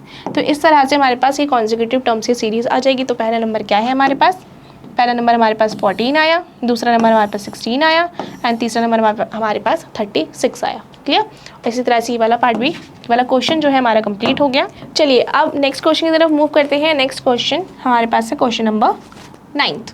क्या है, the ages of Rahul and Haroon are in the ratio of 5:7. 4 years later the sum of their ages will be 56 years. Okay, तो क्या बोला है कि एज बता रखे हैं हमें, एज बता रखे हैं राहुल और हरून की।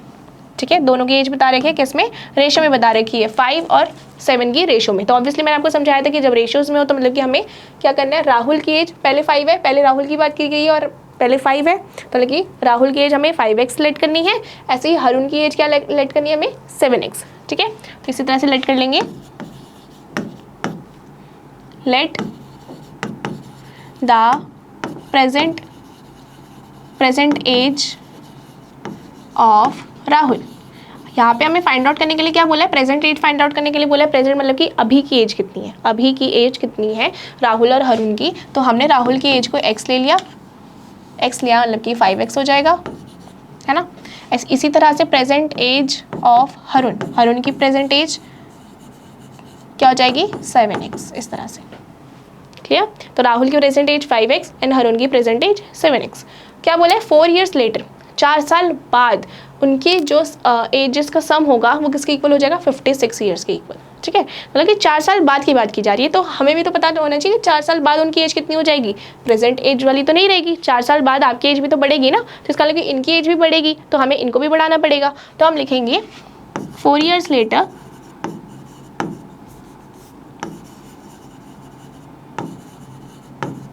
4 साल बाद क्या हो जाएगा, 4 साल बाद राहुल की एज कितनी बढ़ जाएगी। अगर आप अभी 10 साल के हो या फिर अगर आप अभी 20 ईयर्स के 15 ईयर्स के हो, तो आपकी 4 साल बाद कितनी एज हो जाएगी, 4 साल बाद आपकी क्या करोगे आप 15 + 4 करोगे ना, तो आपके पास क्या आ जाएगा 19 ईयर्स हो जाएगी। इसी तरह से आप अपनी एज में जितने भी साल का आपको कैलकुलेट करना हो आप उसमें ऐड कर देते हो, है ना। तो आप क्या कह सकते हो कि राहुल से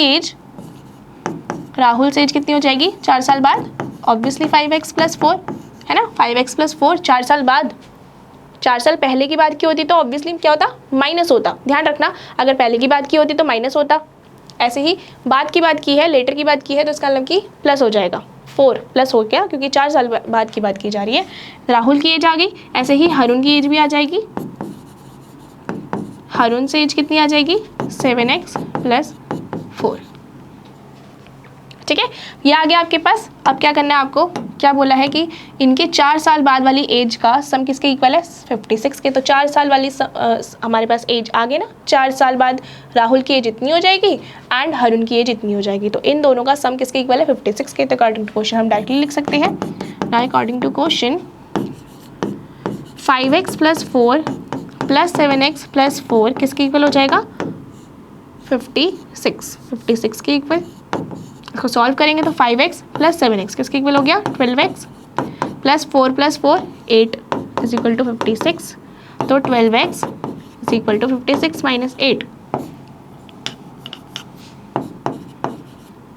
12x = क्या आ जाएगा आपके पास 48 के इक्वल, और x आ जाएगा आपके पास 48/12 आ जाएगा 4 की। तो आपके पास x की वैल्यू क्या आ गई 4, x की वैल्यू आपके पास 4 आ गई।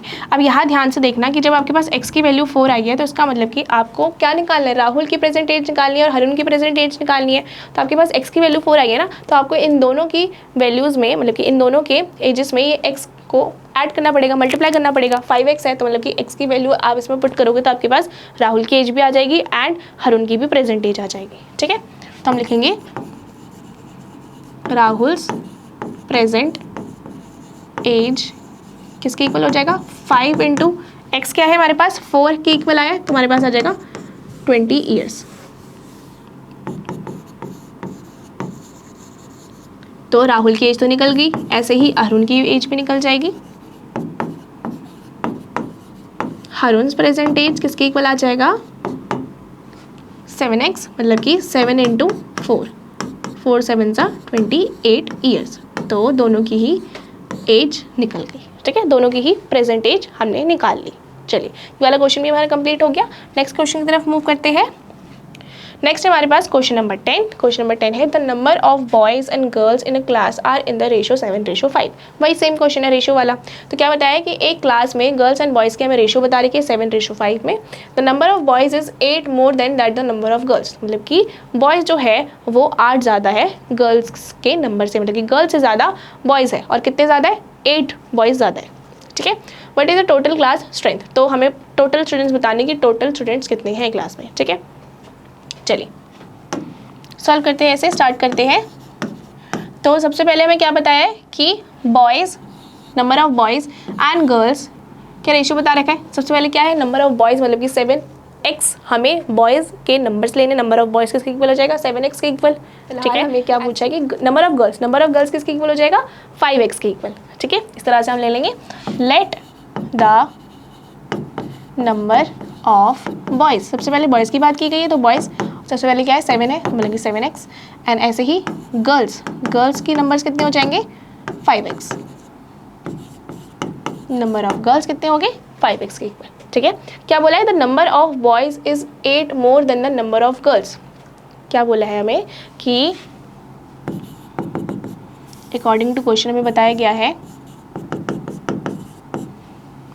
कि नंबर ऑफ बॉयज़ जो है वो क्या है, वो गर्ल्स की नंबर से ज़्यादा है। तो अब इसे ध्यान से देखना, अगर मैं इसको ऐसे लिख दूँ, इक्वल का साइन का मतलब क्या है, इक्वल का साइन का मतलब कि इक्वालिटी, इक्वल शो कर रहा है। यहाँ पर क्या बोला है कि नंबर ऑफ बॉयज़ जो है वो ज़्यादा है, वो ऑलरेडी कितने ज़्यादा है 8 ज़्यादा है, तो यहाँ पर 7x क्या है नंबर ऑफ बॉयज़, है ना, 7x क्या है number of boys and 5x क्या है नंबर ऑफ गर्ल्स। अब ध्यान से सुनना कि जब ऐसे बोला जाए कि कौन किससे ज़्यादा है तो हमें किस में लगाना है, क्या बोला है कि नंबर ऑफ गर्ल्स जो है नंबर ऑफ बॉयज़ जो है वो 8 ज़्यादा है मतलब कि नंबर ऑफ बॉयज़ ऑलरेडी ज़्यादा है ना, ऑलरेडी ज़्यादा है, तो ऑलरेडी ज़्यादा है तो मैं उसमें क्यों फिल करूँ जो ऑलरेडी ज़्यादा है, जो कम है उसमें हम भरेंगे ना, मतलब कि जिसमें ऑलरेडी ज़्यादा है तो उसमें हमें कुछ ऐड नहीं करना, उसमें ऑलरेडी भरा हुआ है तो उसमें कुछ ऐड नहीं करना। जो कम है मतलब कि नंबर ऑफ गर्ल्स कम है तो हमें इसमें ऐड करना है, ऐसे ध्यान रखना है, जो ऑलरेडी बड़ा है उसमें हमें ऐड नहीं करना, जो कम है उसमें ऐड करना है। तो हमें सिंपली 8 कहाँ ऐड कर देना है 8 में, मतलब गर्ल्स वाले सीरीज़ में, क्योंकि गर्ल्स वाले में हमें 8 ऐड कर देना है, क्योंकि हमें क्या बोला गया है कि बॉयज़ ज़्यादा है, जहाँ बॉयज़ ज़्यादा है तो ऑब्वियसली हमें इसको इक्वल बनाने के लिए, जब ये ऑलरेडी ज़्यादा है तो इसको भी तो सेम करना पड़ेगा ना, सेम करना पड़ेगा तभी तो इक्वल रहेगा। तो इस तरह से हमने क्या किया, हमने 8 को इस तरफ ऐड कर दिया। इसको सॉल्व करेंगे तो ये 5x क्या हो जाएगा, ये 5x है इज इक्वल टू, तो ये आपके पास क्या आ जाएगा, ये 5x यहाँ पे प्लस में था तो यहाँ पे आके माइनस में हो गया, तो ये 2x के इक्वल हो जाएगा और ये 8 आ जाएगा, x किसके इक्वल हो जाएगा 8/2, तो ये आ जाएगा आपके पास 4 के इक्वल।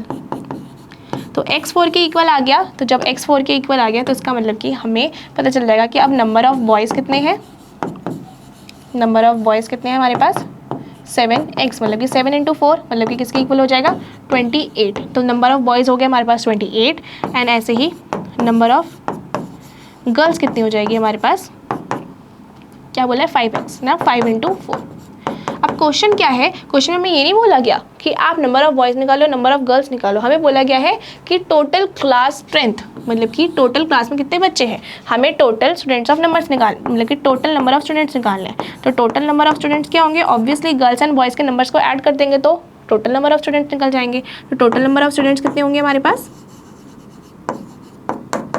28 + 20 के इक्वल, तो हमारे पास ये आ जाएगा 48 के इक्वल। तो total number of students in the class कितने हो गए 48, ठीक है। और इसी के साथ हमारे वाला क्वेश्चन भी कंप्लीट हो गया। चलिए नेक्स्ट क्वेश्चन है हमारे पास, question number 11, Baichung's father is 26 years younger than Baichung's grandfather. ठीक है, क्या बोला है कि बाईचुंग्स के जो फादर है वो 26 ईयर्स यंगर है बाईचुंग्स के ग्रैंडफादर से, ठीक है।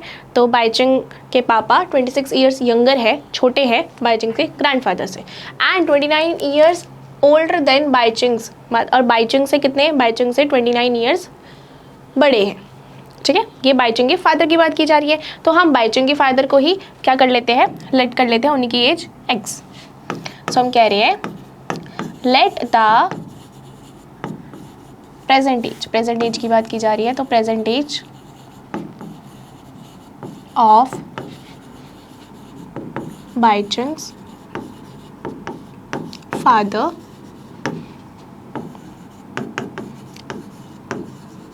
क्या लेट कर लिया हमने x ईयर, ठीक है। तो बाईचुंग के फादर की एज हमने x ईयर लेट कर ली।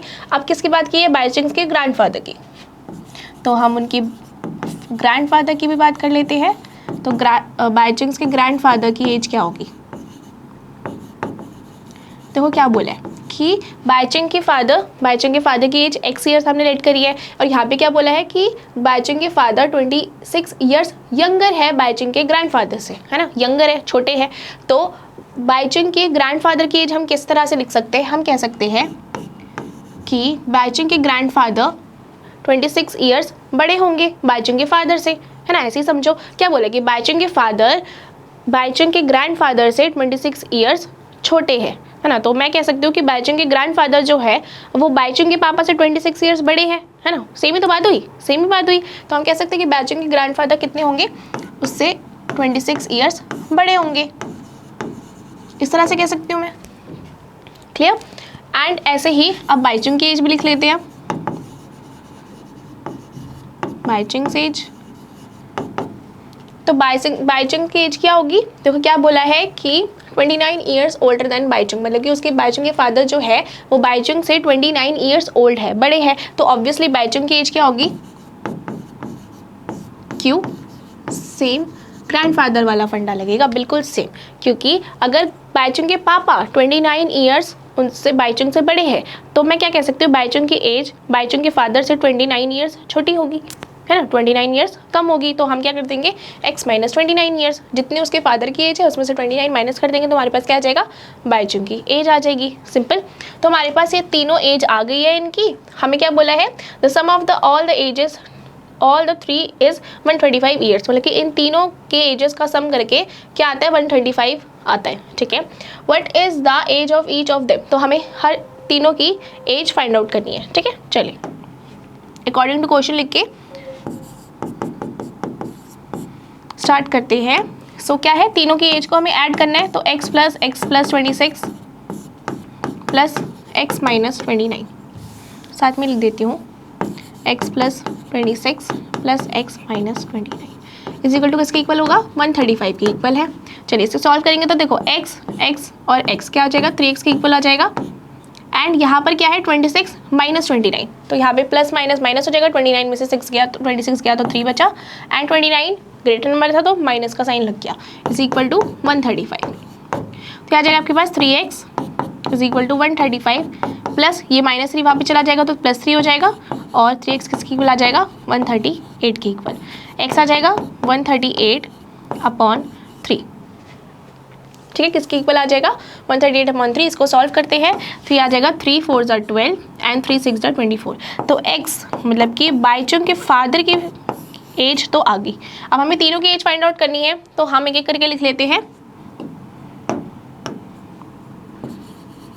बाइचुंग्स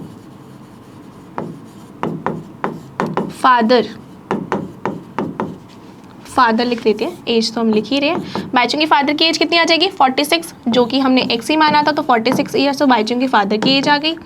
नेक्स्ट बाइचुंग्स ग्रैंडफादर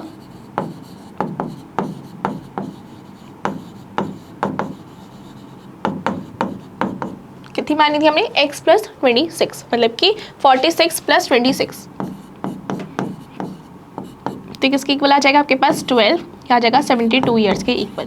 तो इसका मतलब कि बाइचुंग के ग्रैंडफादर की एज कितनी होगी, 72 ईयर्स। ऐसे ही बाइचुंग की एज कितनी हो जाएगी, अब बाइचुंग की एज हो जाएगी x माइनस 29, है ना, x माइनस 29 ईयर्स ली थी हमने, तो हम क्या कर देंगे x माइनस 29 मतलब कि 46 माइनस 29, है ना, ये आ जाएगा आपके पास। तो ये आ जाएगा आपके पास 17 के equal.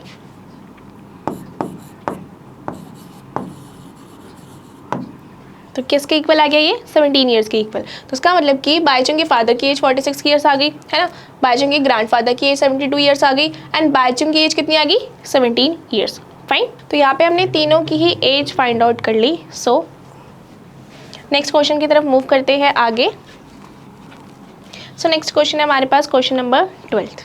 So 15 years from now Ravi's age will be 4 times his present age. तो क्या पूछा है, क्या बताया गया स्टेटमेंट में हमें कि 15 ईयर्स फ्रॉम नाउ, मतलब कि 15 ईयर्स लेटर, बाद की बात की जा रही है कि 15 ईयर्स बाद क्या होगा कि जो रवि की एज होगी वो उसकी प्रेजेंट एज से 4 टाइम्स हो जाएगी, मतलब कि जो अभी उसकी एज है ना, जो भी उसकी एज है उससे उसकी एज 4 टाइम्स हो जाएगी। 15 ईयर्स की मतलब कि 15 साल बाद की बात की जा रही है, ठीक है। तो लेट कर लेते हैं, इसमें हमें अभी इसकी प्रेजेंट एज फाइंड आउट करनी है ऑब्वियसली। सो जो फाइंड आउट करना होता है उसी को लेट करेंगे, तो हम लेट कर लेते हैं, लेट द प्रेजेंट एज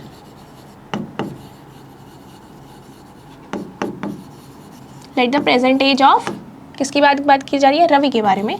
तो रवि की प्रेजेंट एज फाइंड आउट कर लेते हैं, मतलब कि लेट कर रहे हैं फिलहाल x ईयर्स। ठीक है, यहाँ पे हमने रवि की present age x years let कर ली है। नेक्स्ट हमें क्या बोला गया है कि रवि जो है वो 4 टाइम्स हो जाएगा अपनी प्रेजेंट एज से आफ्टर 15 ईयर्स। तो 15 ईयर्स लेटर क्या होगा? 15 ईयर्स लेटर रवि की एज क्या हो जाएगी? अगर मैं आपसे पूछूं कि आपकी एज 15 साल बाद क्या हो जाएगी, तो आप अपनी एज में 15 ऐड कर दोगे, तब पता चल जाएगा आपको 15 साल बाद आपकी एज कितनी हो जाएगी। इसी तरह से अगर मैं रवि की एज की बात करूं, रवि की एज भी तो यही बोलेगी ना 15 ईयर्स लेटर, तो 15 ईयर्स लेटर क्या हो जाएगी? x + 15। क्लियर है? तो उसके पास मतलब कि रवि की एज 15 ईयर्स लेटर x + 15 हो जाएगी। एंड क्या बोला गया है अकॉर्डिंग टू क्वेश्चन अब कि जितनी उसकी एज 15 ईयर्स बाद हो जाएगी ना, वो किसके इक्वल होगी? 4 टाइम्स प्रेजेंट एज, उसकी प्रेजेंट एज के 4 टाइम्स मतलब कि 4 से मल्टीप्लाई हो जाएगा। उसकी प्रेजेंट एज कितनी हमने लेट करी थी? x लेट करी थी, तो क्या हो जाएगा? 4x के इक्वल। सिंपल है, ठीक है। इसी तरह से हमारे पास इक्वेशन बन गई। अब हम इसे सिंपली सॉल्व करेंगे।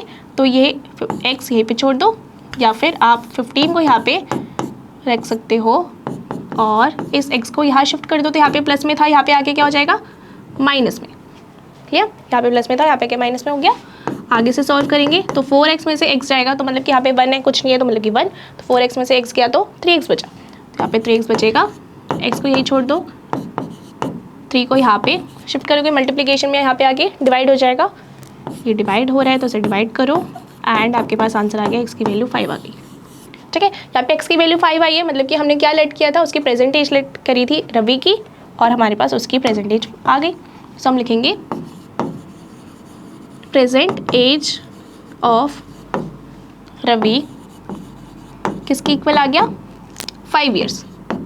तो रवि की भी प्रेजेंट एज कितनी है? 5 ईयर्स। सिंपल, ये क्वेश्चन पूछा था एंड यही फाइंड आउट करें हमने, but is Ravi's present age, यही पूछा था एंड बस ये पूछा तो हमारा क्वेश्चन यहाँ पे खत्म हो गया। नेक्स्ट क्वेश्चन की तरफ मूव करते हैं। नेक्स्ट हमारे पास क्वेश्चन नंबर 13 क्या है? A rational number is such that when you multiply it by 5/2 and add 2/3 to the product you get -7/12। So simply में बोला है कि एक रैशनल नंबर है जिसको जब हम 5/2 से मल्टीप्लाई करते हैं एंड फिर उसको 2/3 से ऐड करते हैं, तो हमारे पास जो आंसर आएगा वो किसके इक्वल आएगा? -7/2 के 12 के इक्वल। ठीक है, तो नंबर कौन सा है? वो रैशनल नंबर कौन सा है? तो जो निकालने के लिए बोला गया है वही हमें लेट करना है।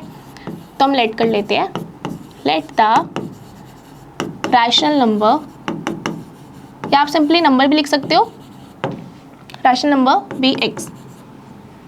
ठीक है, हमने x लेट कर लिया। आगे क्या बोला है? सिंपली आगे हमें स्टेटमेंट दी गई है, तो हम अकॉर्डिंग टू क्वेश्चन इक्वेशन बनाएंगे। क्या बताया कि जब हम उस x को, उस नंबर को, उस रैशनल नंबर को मल्टीप्लाई करें किससे? 5/2 से। ठीक है, मल्टीप्लाई करें एंड देन ऐड 2/3। मल्टीप्लाई करने के बाद क्या करना है? उसको ऐड करना है 2/3 से। ठीक है, उसके प्रोडक्ट को ऐड करना है 2/3 से, तो हमारे पास क्या आएगा? यू गेट -7/12, मतलब कि किसकी इक्वल आ जाएगा? -7/12। क्लियर? इसको सॉल्व करना है, ये इक्वेशन आपके पास बनकर आ गई। अब इसे सिंपल करना है आपको। तो यहाँ पे आप सॉल्व करोगे तो आपके पास क्या आ जाएगा? ये 5x, ये मल्टीप्लाई हो जाएगा ऊपर ऊपर अपॉन में 2 प्लस 2/3 इज इक्वल टू -7/12। इस 2/3 को यहाँ शिफ्ट कर देते हैं, 5x अपॉन 2 -7/12। ये 2/3 प्लस में यहाँ पे शिफ्ट होकर क्या हो जाएगा? माइनस में। आगे सॉल्व करेंगे इसे, तो क्या आ जाएगा? 12 और 3 इन दोनों का एलसीएम लेंगे, एलसीएम लेके क्या आ जाएगा आपके पास? 12 आ जाएगा वापस, है ना। 12 और 3 का एलसीएम आपके पास 12 आ जाएगा। 12 और यहाँ पे भी 12 दिख रहा है, तो ऊपर वाला नंबर एज इट इज़ आ जाएगा। यहाँ पे 12 से आप 3 को जब डिवाइड करोगे तो आपके पास क्या आएगा? 4 आएगा एंड 4 को 2 से मल्टीप्लाई करोगे तो आपके पास आ जाएगा 8। सिंपल। नेक्स्ट आगे सॉल्व करेंगे इसे, क्या आ जाएगा? Minus minus plus sign minus का, दैट्स मीन कि 7 और 8 प्लस होके 15 आ जाएगा और यहाँ पे आ जाएगा 12। ठीक है, आगे यहाँ पे दिख रहा है कि ये डिविजिबल है तो इसे डिवाइड कर देते हैं। 3 से कट जाएगा, 3 से कट जाएगा। ठीक है, यहाँ पे किसके इक्वल आ गया? ये 5x अपॉन 2 किसके इक्वल आ जाएगा? -5/4 के इक्वल। ठीक है, आगे अभी और भी सॉल्व होगा। ये 2 को क्या करते हैं हम? यहाँ पे डिविजिबल है ना, मतलब कि डिवाइड पे है, तो यहाँ पे डिवाइड में है तो यहाँ पे आके क्या हो जाएगा, मल्टीप्लाई हो जाएगा। तो मल्टीप्लाई कर देते हैं इसे इंटू 2, तो आ जाएगा आपके पास 2 से ये भी कट रहा है तो ये काट देते हैं, 5/2, 2 2 ज़ा 4 है ना, 2 2 ज़ा 4 आ गया तो -5/2 आ जाएगा 5x। अभी ये और भी है क्योंकि x अभी तक वेरिएबल जो है वो अभी तक अकेला नहीं आया, जब तक अकेला नहीं आएगा तब तक आपको सॉल्व करते जाना है। तो अब ये x खाली आ गया, यहाँ पर क्या है, ये मल्टीप्लिकेशन में है तो यहाँ पर आगे क्या हो जाएगा, डिवाइड में हो जाएगा, मतलब कि ये डिवाइड में नीचे आ गया, ठीक है, नीचे आ गया, मतलब कि इसको हम अब इसे काट सकते हैं। तो हमारे पास आ जाएगा -1/2 के इक्वल, ठीक है। x की वैल्यू आ गई, मतलब कि जो हमारे पास रैशनल नंबर आया, जो हमने लेट किया था सबसे पहले कि रैशनल नंबर को हमने x लेट किया, वो किसके इक्वल आ गया, -1/2 के इक्वल। तो यहाँ पर आपके पास जो रैशनल नंबर निकल कर आया, जो हमने x लेट किया था, x की वैल्यू किसके इक्वल आ गई, हमारे पास माइनस। अब हम लिख सकते हैं रैशनल नंबर हमारे पास जो आया वो किसके इक्वल आ गया, -1/2 के इक्वल। डन। चलिए नेक्स्ट क्वेश्चन की तरफ मूव करते हैं। आगे हमारे पास क्वेश्चन है, क्वेश्चन नंबर 14। क्या है, Lakshmi is a cashier in a bank. So Lakshmi जो है वो कैशियर है बैंक की। She has currency notes of denominations ₹100, ₹50 and ₹10 respectively. So उसके पास कुछ नोट्स हैं, ठीक है, 100 रुपीज़ के नोट्स हैं, 50 के नोट्स हैं एंड 10 रुपीज़ के नोट्स हैं। The ratio of the numbers of these notes is 2:3:5। सो हमारे पास रेशियोज़ गिवन है इन जो भी आप उसके पास नोट्स हैं, 3 नोट्स हैं, उन तीनों नोट्स के हमारे पास रेशियोज़ गिवन है। तो मतलब हमें पता है कि जैसे कि 2:3:5 है, तो उसका मतलब कि ये क्या है, ये 2x हो जाएगा, ये है ना, ये हमें पता है कि रेशियोज़ में है, तो हम क्या लेट करते हैं, 2x, 3x and 5x respectively. तो रिस्पेक्टिवली मतलब कि 2x फॉर 100 रुपीज़ नोट, ऐसे ही 3x + 50 रुपीज़ नोट, ऐसे ही 5x फॉर 10 रुपीज़ नोट, ठीक है। तो हम इसी तरह से इसे लेट कर लेते हैं। तो हमने लेट कर लिया, लेट ₹100 नोट्स, मतलब कि 100 रुपीज़ के नोट्स कितने होंगे वो हम लेट कर रहे हैं, कितने, 2x, ठीक है। ऐसे ही ₹50 नोट्स, 50 रुपीज़ के नोट्स कितने होंगे, 3x एंड ₹10 नोट्स कितने हैं, 5x, है ना। इसी तरह से हमें इसी पैटर्न में दिया गया है 2:3:5। तो मतलब कि 100 रुपीज़ के कितने नोट्स होंगे, 2x, ऐसे ही 50 रुपीज़ के 3x एंड 10 रुपीज़ के 5x। इस तरह से हमने लिख लिया, ठीक है। और क्या बता रखा है कि टोटल जो है उसके पास टोटल कैश है वो 4 लाख है, ठीक है। अब हमें हर नोट का मतलब कि हमें बताना है कि कितने टोटल नोट्स थे। तो हम वैल्यूज़ निकालते हैं। अब सबसे पहले हम वैल्यू निकालेंगे, वैल्यू ऑफ 100 रुपीज़ नोट्स। अब वैल्यू कैसे होगी, यहाँ पर बोला है कि 2x नोट है, 100 रुपीज़ के 2x नोट है, या मैं कहूँ कि मेरे पास 50 रुपये के 3 नोट है। अगर मेरे पास 50 रुपये के 3 नोट है तो मेरे पास टोटल वैल्यू कितनी होगी, मैं क्या कहूँगी 50 × 3, है ना, मेरे पास 150 होंगे रुपीज़, 150 टोटल वैल्यू होगी। इसी तरह से हम कह सकते हैं कि 100 नोट्स है, 100 रुपीज़ के नोट्स और कितने हैं, 2x है। तो मैं वैल्यू निकालना चाहूँ अगर 100 रुपीज़ की नोट्स, तो मैं क्या करूँगी, 2x के साथ मल्टीप्लाई तो करूँगी, 2x के साथ किसकी मल्टीप्लाई करूँगी, मैं 100 की। इस तरह से मेरे पास वैल्यू निकल के आ जाएगी, मतलब कि 2x × 100 किसके इक्वल आ जाएगा, ये 200x के। इसी तरह से सेम मैं कहूँगी वैल्यू ऑफ 50 रुपीज़ नोट्स किसके इक्वल आ जाएगा, ये 3x × 50, ये आ जाएगा आपके पास 150x के इक्वल। इसी तरह से वैल्यू ऑफ 10 रुपीज़ नोट्स, ये किसके इक्वल आ जाएगा, 5x × 10, क्या आ जाएगा आपके पास 50x के इक्वल। तो ये आपके पास वैल्यूज़ आ गई कि हर नोट की कितनी कितनी वैल्यू होगी, तो वो 200x, 150x एंड 50x। और ये किसके इक्वल है, ये है आपके पास 100 रुपीज़ इतने होंगे, 100 रुपीज़ की वैल्यू इतनी है, ये है आपके पास 50 रुपीज़ की वैल्यू, या ये है 10 रुपीज़ की वैल्यू। और ये सब किसके इक्वल होगा, ये सब इसके इक्वल होगा ना, 4 लाख के इक्वल। टोटल 4 लाख है तो 4 लाख के इक्वल होगा। तो अकॉर्डिंग टू क्वेश्चन हम क्या कहेंगे कि ये सारे ही अमाउंट क्या होंगे, प्लस हो जाएंगे, सारे ही अमाउंट को हमें ऐड करना पड़ेगा। और ऐड किसके इक्वल होगा, ये 4 लाख के, मतलब कि किसके इक्वल होगा, ये 4 लाख के इक्वल होगा, क्योंकि टोटल अमाउंट पर 4 लाख है। तो ये हमारे पास करेंसीज़ है, करेंसीज़ की हमने वैल्यूज़ निकाली, सारी वैल्यूज़ को ऐड करेंगे तो ये टोटल अमाउंट के इक्वल ही तो आएगा। चलिए इसको सॉल्व करेंगे तो देखो ये 200x है, ये 150 है और ये 50 है, तो मतलब ये 200 और ये 150 50 200, तो मतलब 200 200 400x आ जाएगा सीधा, और ये आ जाएगा 4 लाख, x ही रह जाएगा और ये 4 लाख अपॉन में 400, तो ये 0 से 0 कट गया, ये 0 से 0 कट गया, ठीक है, और x किसके इक्वल आ जाएगा आपके पास, x आ जाएगा 4000 के इक्वल। तो यहाँ पे x की वैल्यू 4000 आ गई, और क्या निकालना है हमें अब इनके नोट्स की वैल्यूज़ निकालनी है, तो हम निकाल लेते हैं। तो यहाँ पर से देख सकते हैं हम कि यहाँ पे ये आगे भी डिवाइड हो रहा है, तो हम इसे और डिवाइड कर देते हैं, तो ये आ जाएगा x की वैल्यू 1000 के इक्वल। तो ये 1000 के इक्वल हमारे पास वैल्यू आ गई, तो अब हम नोट्स निकाल सकते हैं कि 100 रुपीज़ के नोट्स कितने थे 2x, मतलब कि 2 × 1000, ये आ जाएगा आपके पास 2000, एंड 150 के नोट्स कितने थे 3x के इक्वल था, मतलब कि 3 × 1000, ये आ जाएगा आपके पास 3000 के equal.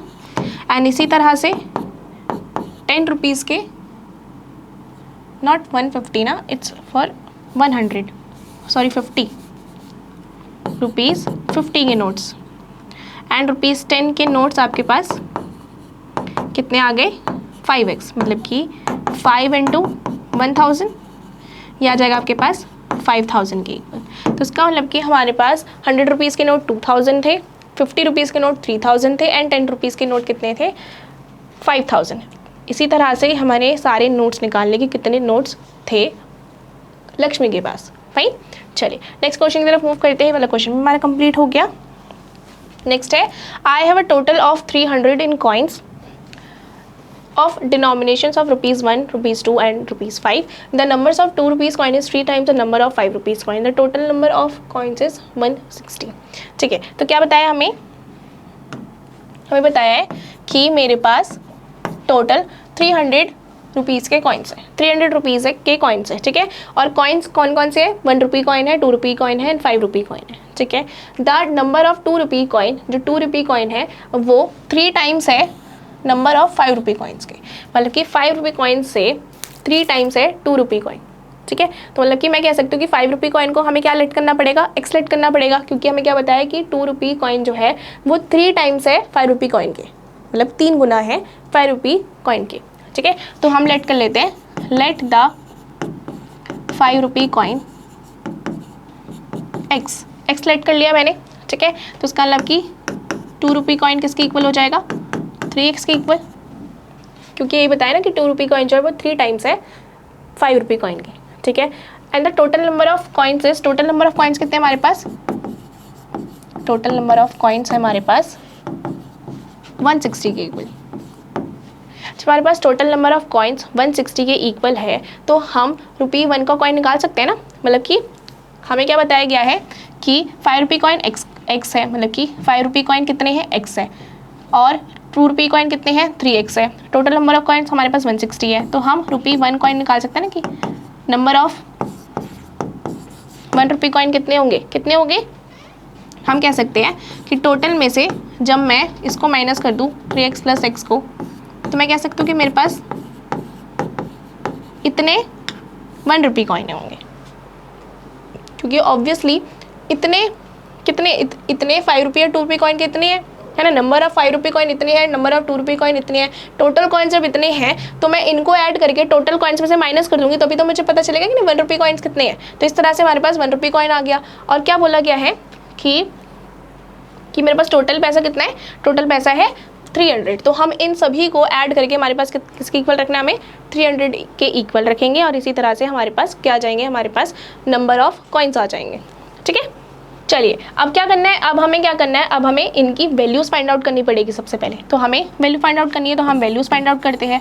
Value of 5 rupee coin कितना आ जाएगा, 5 × x है ना, 5x, सिंपल 5x, क्योंकि 5 रुपीज़ है तो 5 × में x हो जाएगा। ऐसे ही value of 2 rupee coin, 2 rupee coin का कितना आ जाएगा 2 × 3x है ना, 2 × 3x, तो क्या आ जाएगा ये 6x के इक्वल।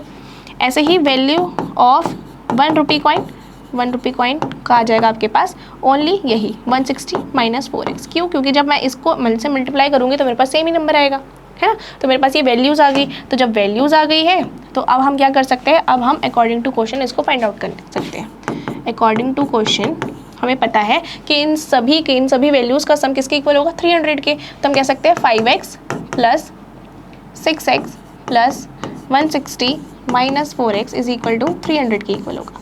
तो यहाँ पर क्या है देखो, 5x प्लस 6x किसके इक्वल हो जाएगा, 5x plus 6x 11x minus 4x 7x के इक्वल हो जाएगा ना। तो आ जाएगा 160 plus 7x is equal to 300। ठीक है, ये 7x को यही रह जाएगा और ये 300 माइनस 160 हो जाएगा। आगे ये सॉल्व होगा तो आगे सॉल्व होकर क्या आ जाएगा 140 के इक्वल, एंड x को यही रहने देते हैं एंड 140 को 7 से डिवाइड कर देते हैं। तो किसके इक्वल आ जाएगा, ये x आ जाएगा आपका 20 के इक्वल। ठीक है, x किसके इक्वल आ गया, 20 के इक्वल। अब x की वैल्यू आ गई तो ऑब्वियसली हम क्या निकाल सकते हैं, हम कॉइन्स निकाल सकते हैं। तो हम कॉइन्स निकाल लेते हैं। तो हमारे पास कॉइन्स कौन कौन से थे, 5 रुपये कॉइन हमारे पास x था ना, नंबर ऑफ 5 रुपये कॉइन कितने थे, x ही था, मतलब कि 20 आ जाएगा। ऐसे ही हमारे पास नंबर ऑफ 2 रुपीज़ कॉइन कितने थे, 3x, मतलब कि 3 × 20 दैट इज़ इक्वल टू 60। ऐसे ही 1 रुपये कॉइन कितने थे, ये हमें निकालना पड़ेगा क्योंकि हमारे पास जो था वो इस तरह से था 160 माइनस 4x। तो हम निकाल लेते हैं 160 माइनस 4 × x दैट इज़ 20। तो 160 माइनस ये आ जाएगा 80 के इक्वल, और ये आ जाएगा आपके पास 160 माइनस 80 इज़ 80। तो आपके पास ये सभी तीनों कॉइन्स आ गए हैं। ठीक है, 5 रुपये coin 20 rupees, 5 rupees, number of 5 रुपये कॉइन कितने होंगे 20, नंबर ऑफ 2 रुपये कॉइन 60 एंड नंबर ऑफ 1 रुपये कॉइन किसके इक्वल हो गया 80 के इक्वल। फाइन, इसी तरीके से ये वाले क्वेश्चंस हमें सॉल्व करने हैं। ठीक है, चलिए नेक्स्ट क्वेश्चन की तरफ मूव करते हैं। आगे हमारा नेक्स्ट क्वेश्चन है क्वेश्चन नंबर 16। क्या है, the organisers of an essay competition decide that a winner in the competitions get a prize of ₹100। So क्या बोला है कि एक ऑर्गेनाइजेशन जिन्होंने ऐसे कॉम्पिटिशन रखवाया था, उन्होंने डिसाइड किया कि वो जो विनर होंगे ना उनको 100 रुपीज़ देंगे। जो भी विनर होंगे ऐसे कॉम्पिटिशन्स के उनको 100 रुपीज़ देंगे। And a participant who does not wins get a prize of ₹25। और जो पार्टिसिपेंट्स होंगे, पार्टिसिपेंट्स मतलब कि उन्होंने पार्टिसिपेट किया होगा लेकिन वो जीते नहीं होंगे, उनको कितने रुपीज़ मिलेंगे 25 रुपीज़। ठीक है, तो मतलब जो जीते होंगे विनर्स को 100 रुपीज़ दिया जाएगा, एंड जो पार्टिसिपेंट्स होंगे ओनली जो विनर्स नहीं होंगे उनको 25 रुपीज़ दिए जाएंगे। ठीक है, the total prize money distributed is ₹3000। तो टोटल प्राइज मनी हमें बता दिया कि 3000 डिस्ट्रीब्यूट किया गया। Find the number of winners if the total numbers of participants is 63। सो हमें बताया है कि टोटल नंबर ऑफ पार्टिसिपेंट्स मतलब कि टोटल नंबर ऑफ पार्टिसिपेंट मतलब कि कितने लोगों ने उसमें पार्टिसिपेट किया, इस ऐसे कॉम्पिटिशन में पार्टिसिपेट कितने लोगों ने किया 63। ठीक है, तो हमसे पूछा है कि नंबर ऑफ विनर्स कितने होंगे, हमें ये पूछा है। तो जब पूछा जाता है हम उसी को लेट कर लेते हैं, है ना। तो हम कर लेंगे let the number of winners be x। ठीक है, तो यहाँ पर अगर मैंने number of winners x let कर लिया है तो मेरे पास मैं कह सकती हूँ कि पार्टिसिपेंट्स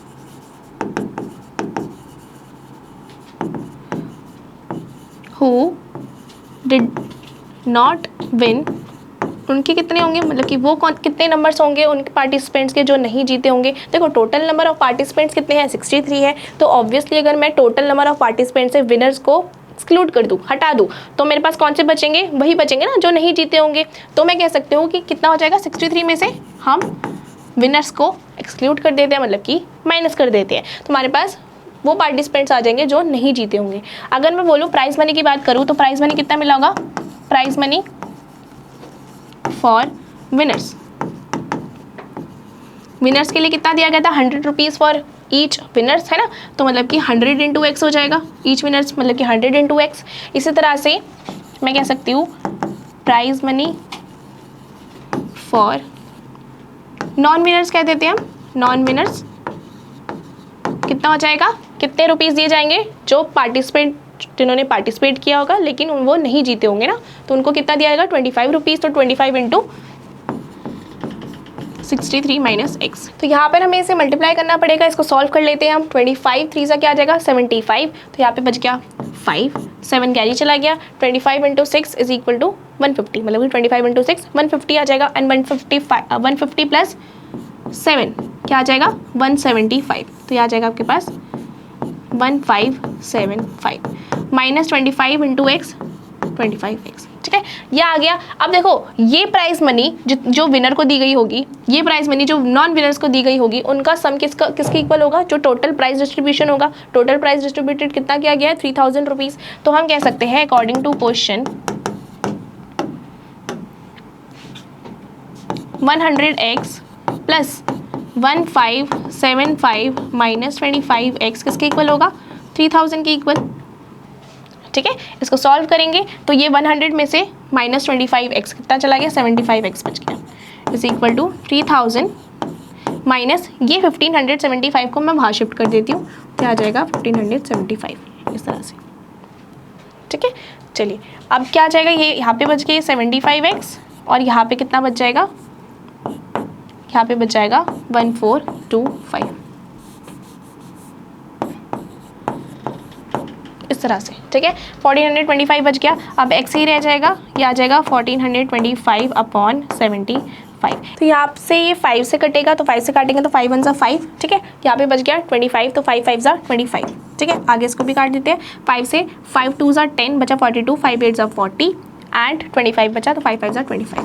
इसके आगे भी कट रहे हैं, ठीक है, आगे भी काट देते हैं। तो ये 5 3 15 आगे कटेगा, 5 5 25 एंड बचा 35, तो 5 7 35, ठीक है। आगे ये 3 से कटेगा, तो ये आ जाएगा 3 1 3 एंड 3 9 27। इस तरह से हमारे पास x की क्या वैल्यू आ गई, x की वैल्यू आ गई 19 के इक्वल।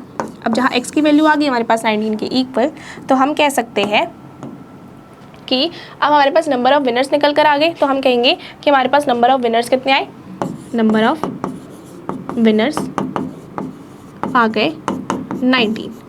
तो हम कह सकते हैं कि टोटल 63 पार्टिसिपेंट्स में से 19 पार्टिसिपेंट्स ऐसे थे जो विनर्स थे। क्लियर है। चलिए इसी के साथ हमारी एक्सरसाइज 2.2 यहाँ पर कवर होती है।